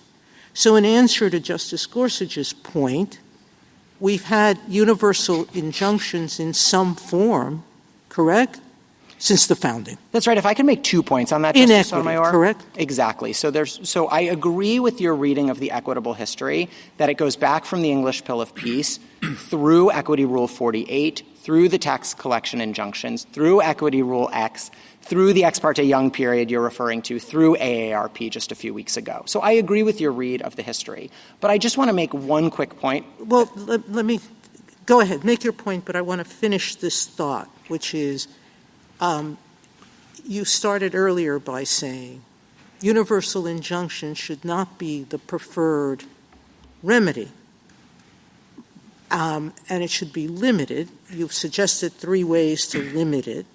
I agree with you, those 3, and yours clearly falls within one. That's your claim. But the point that I think my 2 other colleagues are raising is, how do we ensure district courts are following that? So if I can make a point about the history and then make a point about the guidance. On the history, I understand that the United States at the podium today tries to make the history all about what it calls indivisibility cases where there's just a unitary on-off switch, as it were, and either something happened or it didn't happen, like a redistricting plan needs to be completely redone or a power plan is on or it's off. But if I could give an example that shows it's not quite so limited and it very much requires looking more broadly at what's practically or legally workable on the ground, I would point to apportionment as an example. So say that there's an executive order that says we're just not going to count minors, people under 18, in apportionment anymore. We're only going to count people who are voting age. And the state of New York files a lawsuit, and it wins its lawsuit, and all of its 17 and under-year-olds get counted for apportionment. That isn't indivisible in any way. It's not a redistricting plan. It's not a power plant. But it is going to skew apportionment in a way that is totally unfair, practically and legally, to third parties, because now 17-year-olds are being counted in New York, but they're not being counted in Oklahoma.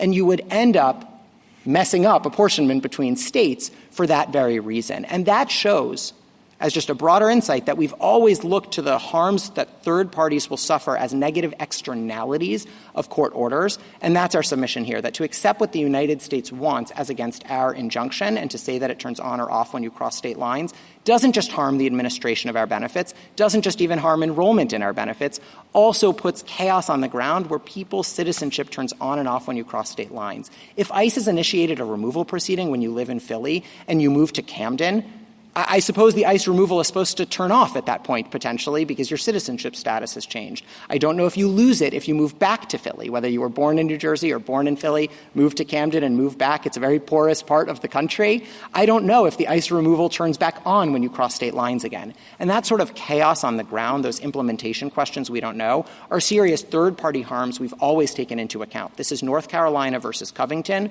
where courts ask what's workable as an injunction matter, and it's also the winter factors, where Factor 3 looks at the balance of the equities between the parties and workability and harm to them, and Winter Factor 4 looks at public interest and the negative externalities and workability problems we're imposing on others. Justice Kagan? General, you've had a chance to talk about your administrative costs and the workability problems that New Jersey would confront. But how about this magnet problem? I mean, it strikes me as completely obvious that if you have 2 states and they have different rules for citizenship and one benefits babies and the other doesn't, that everybody moves to the state where the more favorable rule exists. But why is it that preventing that harm from happening should count as providing you with complete relief? So I think actually my point is somewhat different. I agree with you that the incentives could potentially factor into the calculus because we're ultimately experiencing some harm we might not otherwise to our benefits programs. But my point is different. Even if you just take normal migration for New Jersey, 6,000 babies born out of state, 8% or 8 million every year traveling across state lines, without worrying about the incentives, we're going to be looking at that problem for how we administer benefits programs. I got that. Are you saying we shouldn't consider? No, I think you can. I think you can, Your Honor, and it's because of the nature of three things together. One is it's the movement, but it's not just the movement. Two is it's the fact that citizenship historically was something you had at birth or didn't have at birth, and so you arrived to our state, in theory, without birthright citizenship because you would have been told when you're born in the hospital what you have or don't. And then the third, and this is really important, is the way that citizenship permeates so much, not just for individuals, but for what states are obligated to do, whether it's citizenship verification eligibility, whether it's enrollment in our own programs. Over and over, you see citizenship in Congress's own laws as the on or off switch for our own administration of benefits, and that's actually sort of unique. So I don't think every time people move between states, you automatically need to have a nationwide injunction. What you need is a demonstration about how that's going to contribute to the state's harm, and then, I think this is really important to colloquies you were having with the United States earlier, a court could, in an appropriate case, say, well, sure, state, you might have to keep some of the harm. We're only going to remedy 90% of your harm because it's too disruptive to everyone else.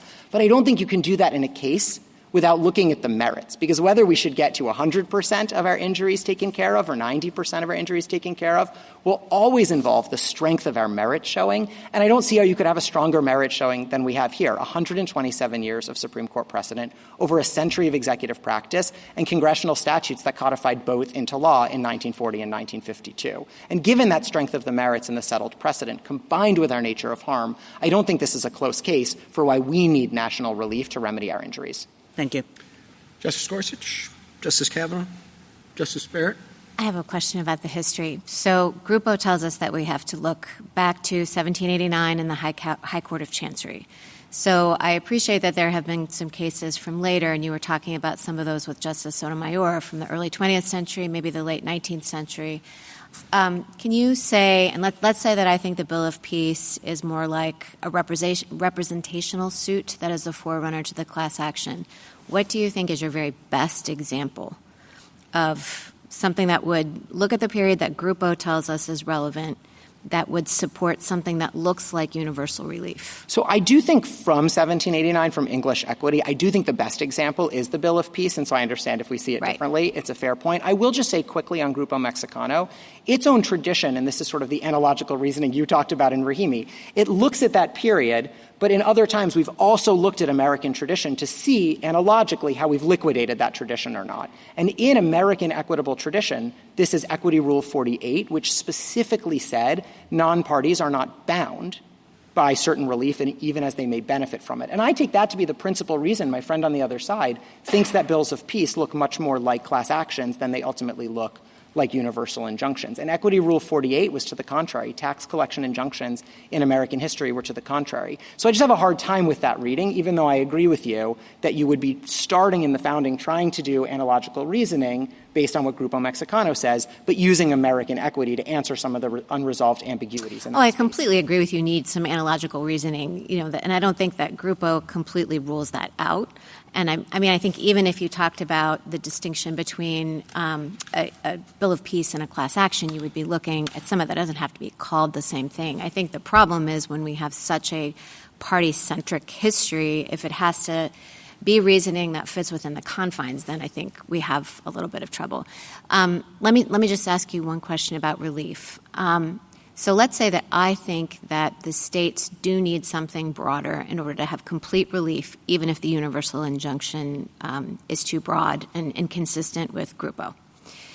That isn't how the court below approached the question, because that isn't what the court below thought it had to do, because the court below thought it could just enter a universal injunction. So how would I go about crafting some sort of holding or decretal language that would take care of you and the fact that you need maybe broader complete relief than maybe an individual plaintiff would, right?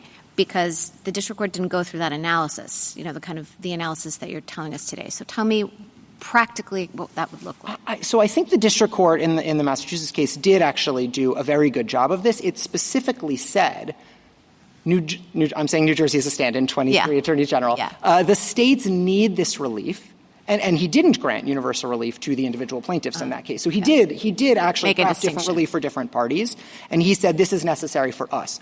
Part of why we're talking about alternatives in a different way at the podium today is because these alternatives were not presented to the district court. So the district court just had before him the idea that maybe we have to eat some harms or maybe we get universal relief. And of course we need universal relief given the strength of the merits showing as between those choices. I think what you could say is here there were two sentences in an emergency application that raise new alternative ways to remedy the harms.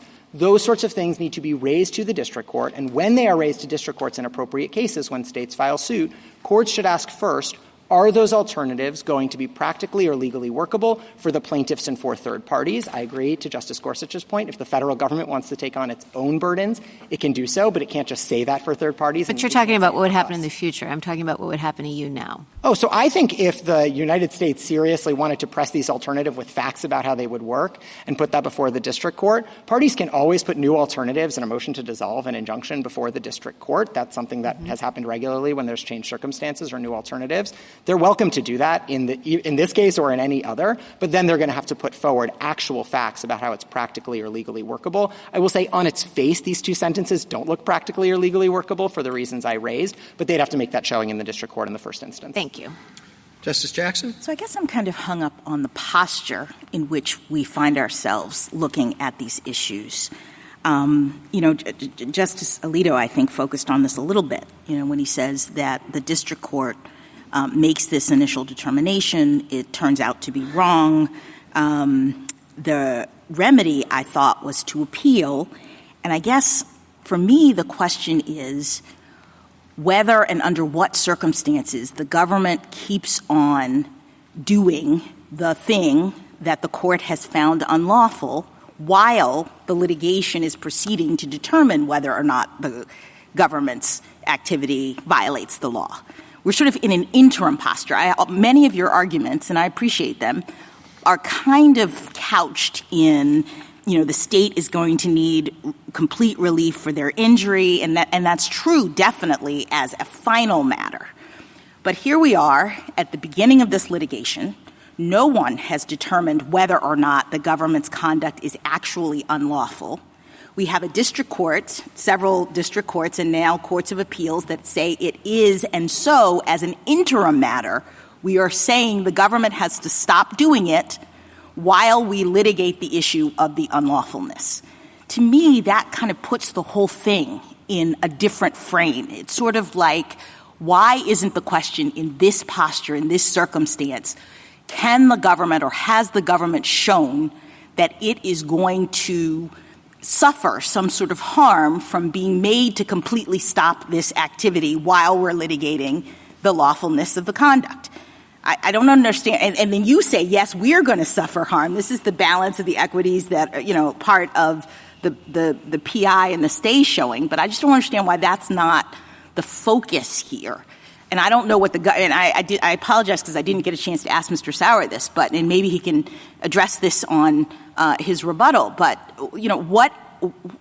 what problem is the government facing as a harm matter from being completely told it has to stop doing this while we, the court system, determine whether or not its conduct is lawful? So we included this in our application. We do think this case is quite unique in that I do think it's hard for the government to show in this particular case that it needs to be able to act contrary to this court's settled precedent. That's obviously come up in a couple of questions today. It's something, if I realize the elephant in the room, I've often been asked to assume that the merits are put to the side, and I'm fine assuming that for those questions. But to your point, you're not wrong. It is quite striking, obviously, that it's not just that district courts are saying this looks like it might be unlawful. They're saying Wong Kim Ark settled this exact issue 127 years ago.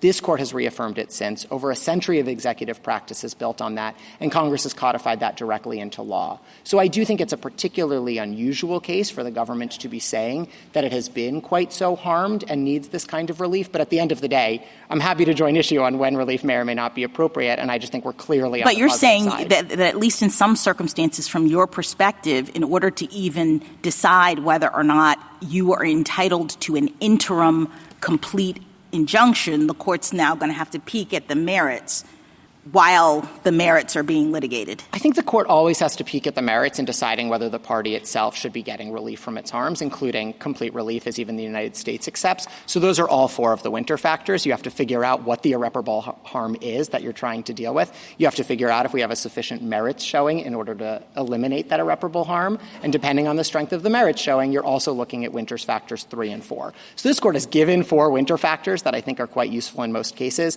I took my friends on the other side to be saying, well, beyond the winter factors, there's this bright line rule from Article 3 or the history of equity that just says it can never get to this point. I obviously disagree a bit with them on the reading of that history, but I just think it has no bearing on the case that the states bring to this court here. Thank you. Thank you, counsel. Ms. Corcoran? Mr. Chief Justice, and may it please the court, the executive order's stripping of citizenship from U.S.-born children is contrary not only to the 14th Amendment's plain text, but also our common law history, this court's precedent, a federal statute, and over a century of executive branch practice.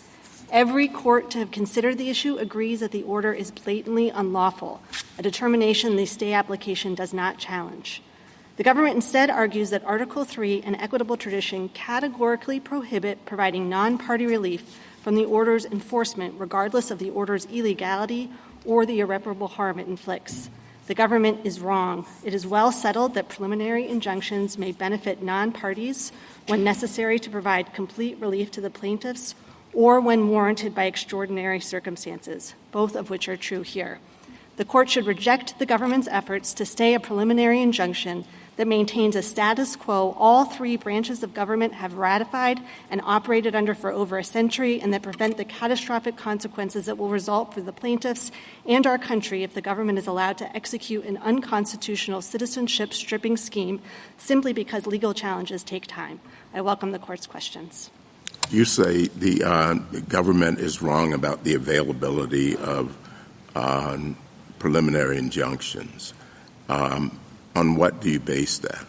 So I think that the 2 reasons I identified, one, it is well settled, and I understood General Sauer to agree today, that universal injunctive relief is appropriate when necessary to provide complete relief to the plaintiffs. That is the case here, and I'm happy to talk about that. But I also, this court has long recognized the availability of universal injunctive relief in extraordinary circumstances where it's justified. I think I would focus particularly on the public interest and equities prongs of the winter test. And I'm happy to talk about that as well. But I think those are the 2 reasons the government. Do you think that if, even if one considers the history not to support you, that the pragmatic considerations and the policy considerations should override that?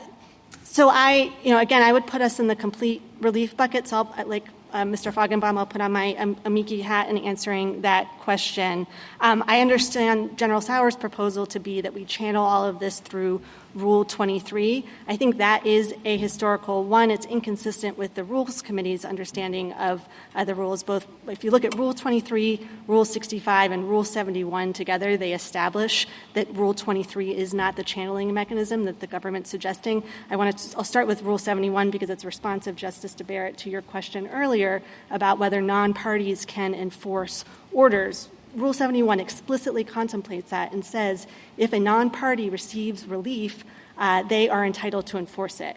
I'd point also to Rule 65, the preliminary injunction rule. In 2017, the Rules Committee considered a proposal from Professor Bray to amend the rule to prohibit relief to non-parties. The committee rejected that proposal because it found that it ran afoul of the Rules Enabling Committee. And then I'd end by pointing to Rule 23 itself, which says nothing about it being a channeling mechanism. In Principe v. Scarborough, this court said, we don't treat the rules as excluding background equitable practices. And here, Rule 23 doesn't even contemplate preliminary relief. It's focused on permanent injunctive relief, and I think that's because, as we've been discussing, it's very difficult to get class certification in time to have preliminary relief, so you're doing putative class relief, which is the exact same thing as what's happening here. Well, why can't you get putative class relief in a preliminary injunction or TRO posture? You mean, in the get relief context. for a putative class in a TRO or PI posture? I certainly think you can. The court did that recently in AARP.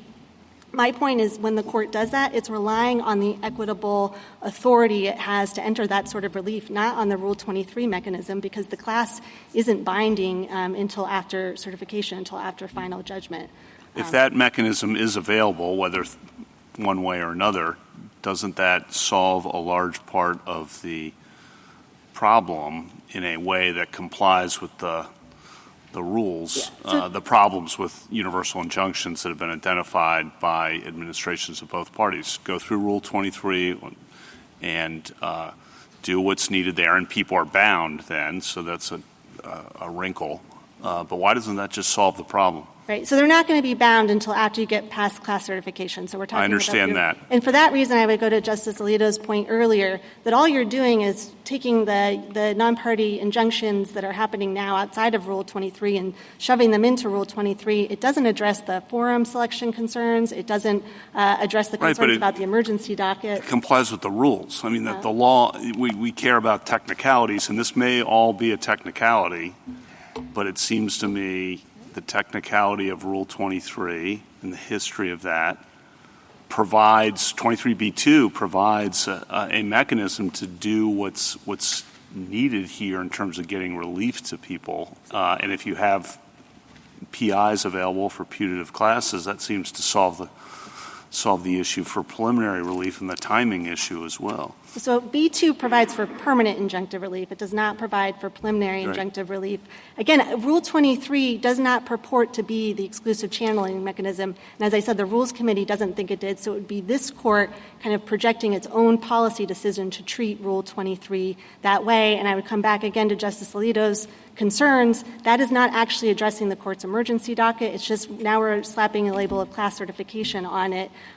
So I would and I'll make a second point on that and then say what I think the better way of approaching the problem is, which is I think that General Sauer and I are in agreement that the Venn diagram of cases that are appropriate for class certification and where injunctive relief I think would be appropriate is not coterminous. I think we could pursue successfully class certification here. I heard General Sauer to disagree, and I think it's because they're just different circumstances. If you look at the class certification requirements, commonality, typicality, they were actually added to Rule 23 in 1966, mostly to address the expansion of class certification to include damages suits. That makes sense there. But those were never requirements prior to 1966. Ms. Corcoran, on the class certification point you've been developing, one response might be, and I just want to get your reaction to it, that by proceeding through the class mechanism, even a putative class mechanism, a court is making a preliminary assessment about who are the parties going to be before it and issuing interim relief so that it preserves its jurisdiction to issue final relief with respect to those parties. And that's very different, the argument would go, than simply saying everybody everywhere, nationwide, universally, or perhaps cosmically, stands to benefit from this decision without ever having to suffer being bound by it. Thoughts? So I would say, again, that's an ahistorical approach. You haven't had that sort of Rule 23 assume for the moment that we read bills of peace, which I understand to be your best set of cases, to be prototypical of what is now Rule 23.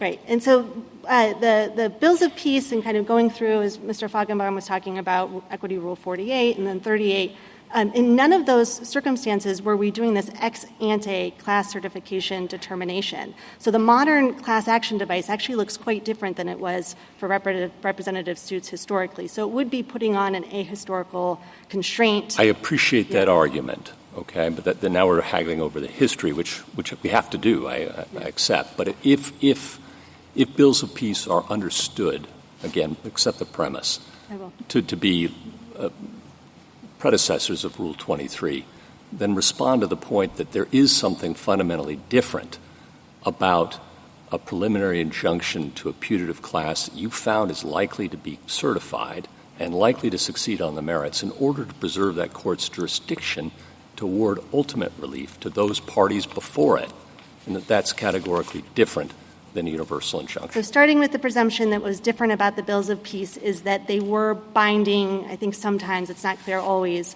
at the end when they were getting to final judgment. I would go back to Grupo Mexicano, to Justice Barrett's point, although that was the high watermark of this equitable originalism, the way the court articulated the test, it focused on 1789, but the actual analysis in Grupo Mexicano focused on 1890 through 1942.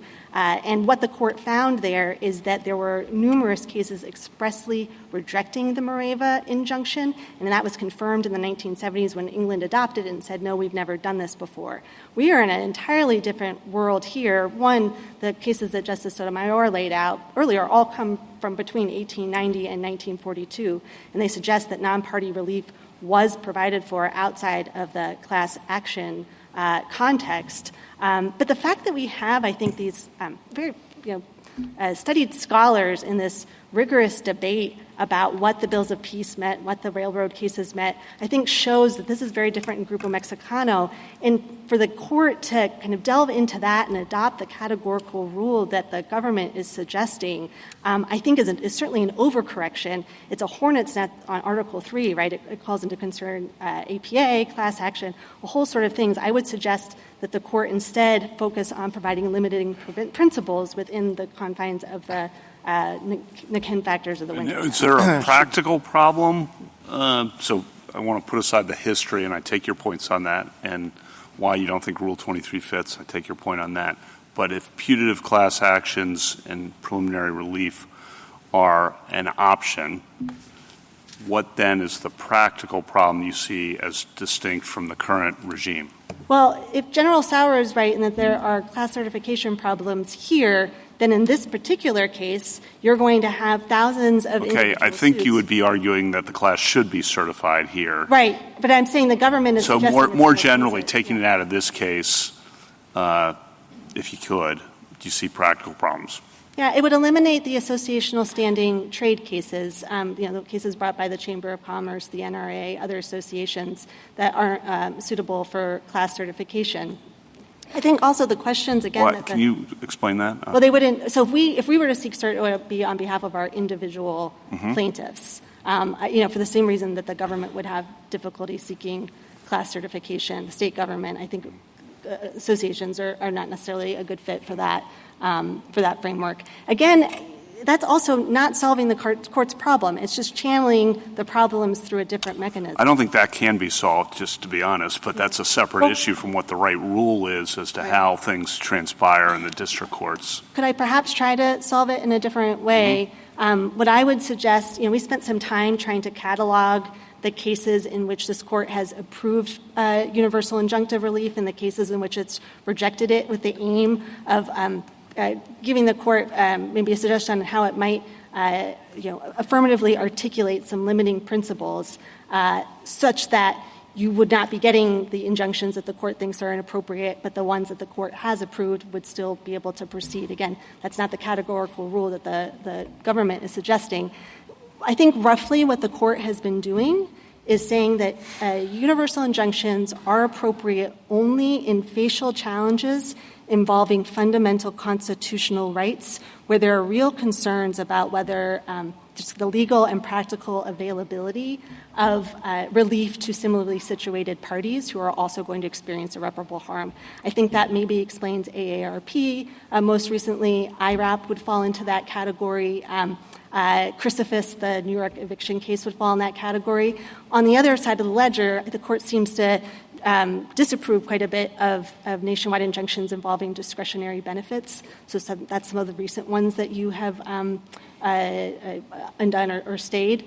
So I think what the court could do is kind of identifying limiting principles that would provide guidance to the lower courts on when it's appropriate to issue these injunctions. The natural home for that is the public interest prong of the Winter test, right? If you're going to issue an injunction that's going to have an impact on other people's, you need to be doing a really muscular public interest assessment before doing that.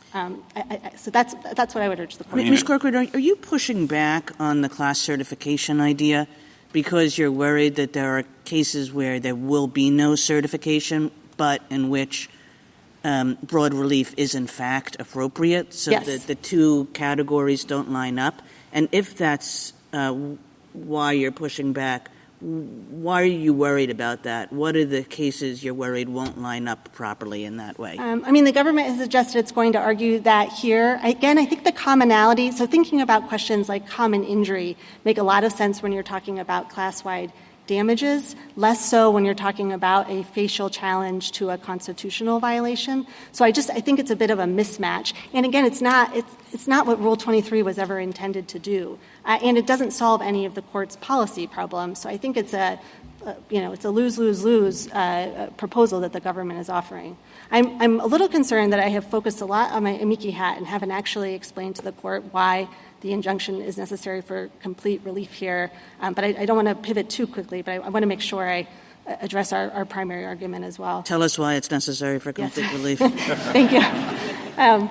For two reasons. The first is that a plaintiff-specific injunction would not be administratively workable. I'll explain that in a second, but I want to note the second one is that even if it were workable, it would require the association members to identify and disclose to the government an association that puts them at great risk of adverse consequences, detention or deportation, even if they're here lawfully. And so it's not complete relief to require the plaintiffs to make dangerous disclosures in order to claim the constitutional right. And then maybe I'll pivot back to the workability unless there are questions about that.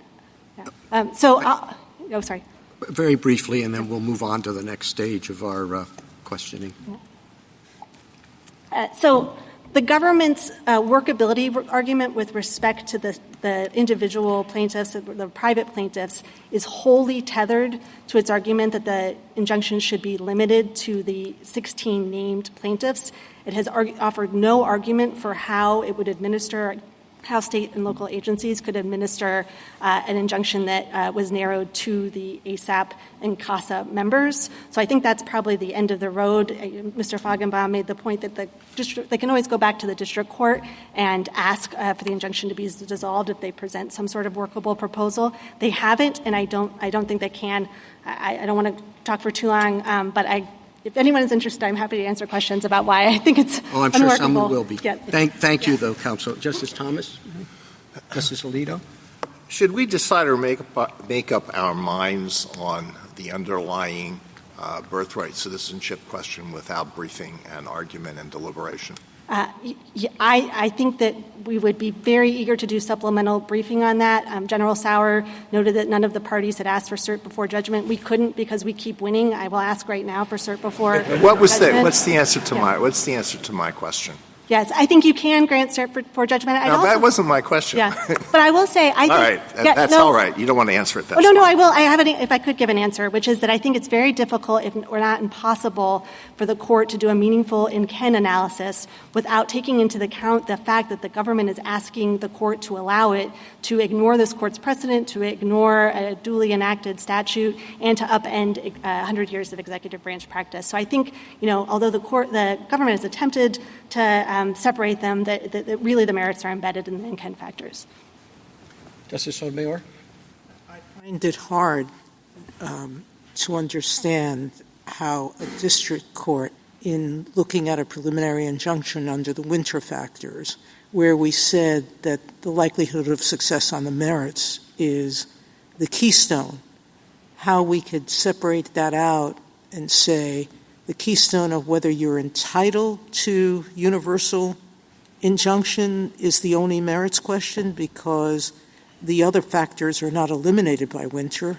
You have to balance the equities, and you can't balance the equities without the merits, correct? I think that's right. I think also, irreparable harm is going to be very difficult for the government to prove if it's not contesting or at least not defending the constitutionality of the order because the government has no interest in enforcing an unconstitutional order. I'd also note there's a quote from Professor Bray in Justice Gorsuch's Texas Concurrence, and it's, "In equity, it all connects.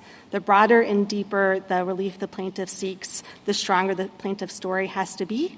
So I think there really is kind of an equitable consideration here of the merits as well that just can't be extracted from the... Now, the state has explained why it can't pursue class action. So it admits it's limited to whether it's entitled to complete relief. But how about your organization? You sort of answered it, but I wanted to pin you down on that. Do you believe that associational organizations can seek class action? I believe our individual plaintiffs certainly can. Yes, there's no question. Yeah, I am nervous about the government's suggestion that it's going to oppose our class certification motion if we were to file one. I mean, class certification can be very discovery intensive. It could be the sort of thing that really delays our plaintiffs from getting the relief that they seek. Thank you. Justice Kagan? Because what I worry about here, Ms. Corcoran, is that this case is very different from a lot of our nationwide injunction cases in which many of us have expressed frustration at the way district courts are doing their business. And, the typical way in which that frustration emerges is that legal questions are hard and they're complicated and different courts would decide them differently. And instead, because of the forum selection process, a party goes to one place. In the first Trump administration, it was all done in San Francisco. And then in the next administration, it was all done in Texas. Right. And there is a big problem that is created by that mechanism.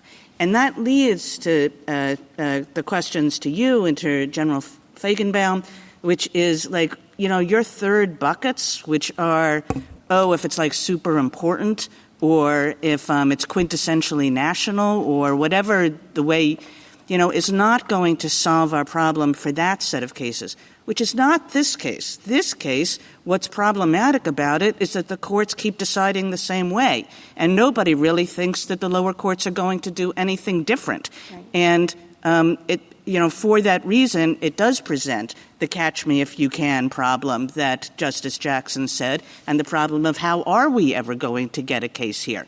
But our general case is not like that, and I just want you to sort of comment on that. Yeah, I'd say first that the government's proposal of channeling through Rule 23 does nothing to solve anything you just described. I think the limiting principles that I was proposing, which again was just me trying to reflect back to the court, kind of the through lines that it's been identifying, are sufficiently concrete that if this court were to articulate them, it would cut back on the number of universal injunctions. Is it a facial challenge? Does it involve a fundamental constitutional right?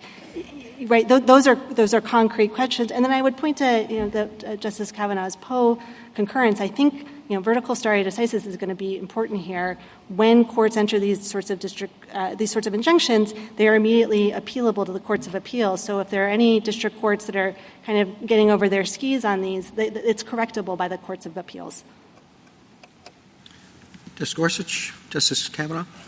Some of your concerns about this court being involved, because I'm not sure I really understand that. When a president or an administration enacts some major new rule, the question ultimately, and it's legally challenged, ultimately it'll be a year or two from now, it'll get here and we'll make a final judgment. But the interim status of that rule, as this case illustrates, and many others, vaccine mandate, eviction moratorium, go down the list, they're really important whether they're in effect for that year or two. And I guess I don't know why we you should be concerned or we should be concerned about this court playing a role in this. Oh, I don't have concerns about that. I was responding to General Sauer's point that this has become pathological in the number of universal injunctions that are making its way onto the court's emergency docket. Just because there are more significant executive actions over the last 3 decades.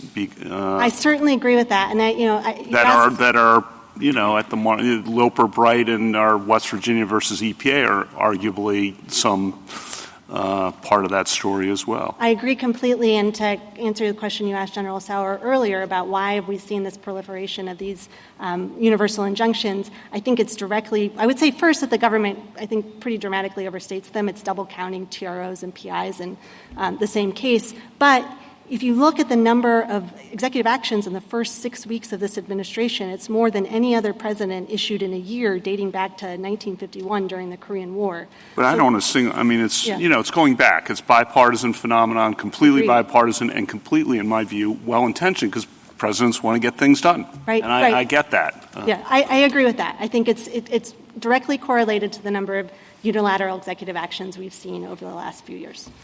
Administrations. Justice Barrett? Mr. Corcoran, I just have one question. You said that you're in bucket 1, so you felt like you were playing kind of the amici role. I understand why you might think you're in bucket 1 for the associational point. Do you think you're in bucket 1 for individual plaintiffs?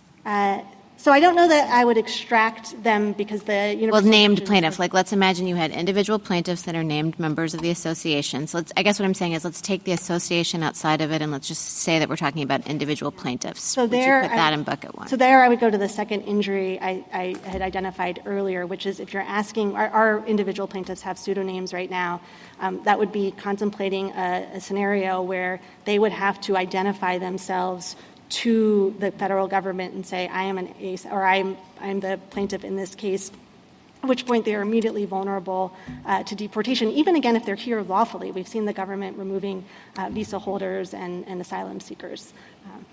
Justice Jackson? So I think I understand your arguments. There's just one little piece of it that is confusing to me, and I hope you can clarify. So if we view the relief in this case and others like it to be a judgment ordering the defendant not to do something that the court has found to be likely, because we're in the interim stage, unlawful, are non-parties in that situation actually getting relief, or are they just incidental beneficiaries of an order requiring the government not to do this harmful thing? I thought it was the latter.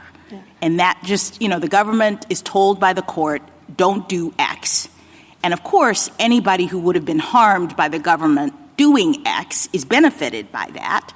But they're not really, I thought, getting relief. But here's where I get confused, because I thought they're not getting relief because they can't come into court independently and seek a contempt ruling if the government continues to do the thing. They weren't parties. They don't have the judgment. That's what differentiates them from, say, the class action people or the plaintiff people. The reason why we have the rules for class action, et cetera, is because at the end of the day, the members of the class are getting a judgment that they can then use to enforce this obligation as against the government, whereas the people in the universal injunction world are just benefiting if the government actually follows the order. Yeah, I think that what you're articulating is consistent with a long history of precedent and practice. I mean, it's the classic REM case, right, making a declaration about property. I think Professor Fander's amicus brief is really helpful on that. He talks about the patent laws. And I think you can see that same instinct in the court's cases that Justice Sotomayor was talking about earlier, right, the railroad rates, Barnett, Pierce v. Society of Sisters. And I guess my point is that's why we don't need Rule 23, because we're actually doing conceptually a different thing. We're not trying to give all these people, everyone in the world, some sort of enforceable right as against the government. We are simply just doing what courts do, I thought, which is telling the defendant over whom they have personal jurisdiction that they have to stop doing something unlawful. And, of course, that benefits people. But the thing that confuses me about your argument is that you alluded at the beginning to Rule 71 and suggested that the non-parties could somehow enforce this universal injunction. I didn't understand. I think Rule 71 contemplates that. It would be very onerous. I mean, I think when General Sauer, he was kind of contemplating the idea that, tens of thousands of people were going to have to come to court individually. Right, but I think if you're right about that, it undermines the point that I'm making because it puts people in the same place as the class action folks and the parties in a way that I think raises legitimate concerns that some of my colleagues have put forward with respect to universal injunctions. So the thing that distinguishes them is that universal injunctions are not benefiting or giving relief to non-parties in any meaningful sense, is my theory. I think both have always been true, and maybe they're in tension with each other, but Rule 71's originated in Equity Rule X, which was enacted was put in place in 1842, which had this same idea of, quite apart from representative suits, non-parties enforcing orders that provided them with relief. Although maybe this, as I'm talking, I think maybe I'm talking about under Rule 71, orders that provide relief. But let me just You're ask talking you about this. injunctions. Yes, right. what I'm asking you Those are is, different things. in this very case, if we have a series of of plaintiffs, of actually named people, and they get an injunction, as the government says, against if they get a universal injunction, of what they call a universal injunction, the government cannot enforce this executive order. Can someone who is not a non-plaintiff come into court to enforce that if the government violates it? So I'm hesitant to say no, both because Rule 71 exists and those aren't my clients are my plaintiffs, and we needed this universal injunction. Yes, I understand. I'm just trying to figure this out. But I think both, I think both what you said is true. If we look at cases like Barnett and Pierce and we go all the way back, I think Justice Story's dissent that he signed on to in Cherokee Nation v. Georgia is terrific on this point. He was the preeminent scholar on equitable remedies, and he certainly thought, in the way that you're articulating, we are going to make a declaration about whether Georgia can enforce its laws on Cherokee Nation property, and that is just a declaration of the law that will have an impact on everyone. But I'm hesitant to say that Rule 71 doesn't have any application. Thank you. Thank you, counsel. Rebuttal, General Sauer. Thank you, Mr. Chief Justice. The original meaning of the Citizenship Clause extended citizenship to the children of former slaves, not to people who are unlawfully or temporarily present in the United States. The merits arguments we are presenting to the lower courts are compelling. We cite, for example, a host of 19th century authorities that point out that domicile was the touchstone of non-citizens being treated as having their offspring treated as citizens in that context. That is consistent with Wong Kim Ark as well as with the slaughterhouse cases in Elk against Wilkins, and the suggestion that our position on the merits is weak is profoundly mistaken. And that kind of snap judgment on the merits that was presented in the lower courts is exactly the problem with the issue of racing to issue these nationwide injunctions. The Chief Justice correctly pointed out that this court, if it wishes to address the merits expeditiously, has many tools to do so. Cert before judgment is one possible tool. There are also others. But this court should also address the scope of remedy, the remedial question that's presented in the application. That is an extremely urgent question. And one of the reasons it's an extremely urgent question is the limiting principles that my friends on the other side have been offering have all proven to be completely ineffective to slowing the essentially flood or cascade of universal injunctions that we see in these cases. The states here have a unique issue that hasn't come up yet, but for the reasons we state in our application, they lack third-party standing very clearly under cases like Murphy and Hayland and Katzenbach and Kowalski. So no injunctive relief should run to the states in this particular case anyway. And most fundamentally, the vision of the district courts that's reflected in the issuance of these nationwide injunctions is a vision of them as a roving commission to correct every legal wrong that they can consider and to exercise general legal oversight over the executive branch, which is what this court rejected in TransUnion. And for those reasons, we ask the court to grant the applications. Thank you, counsel. The case is submitted.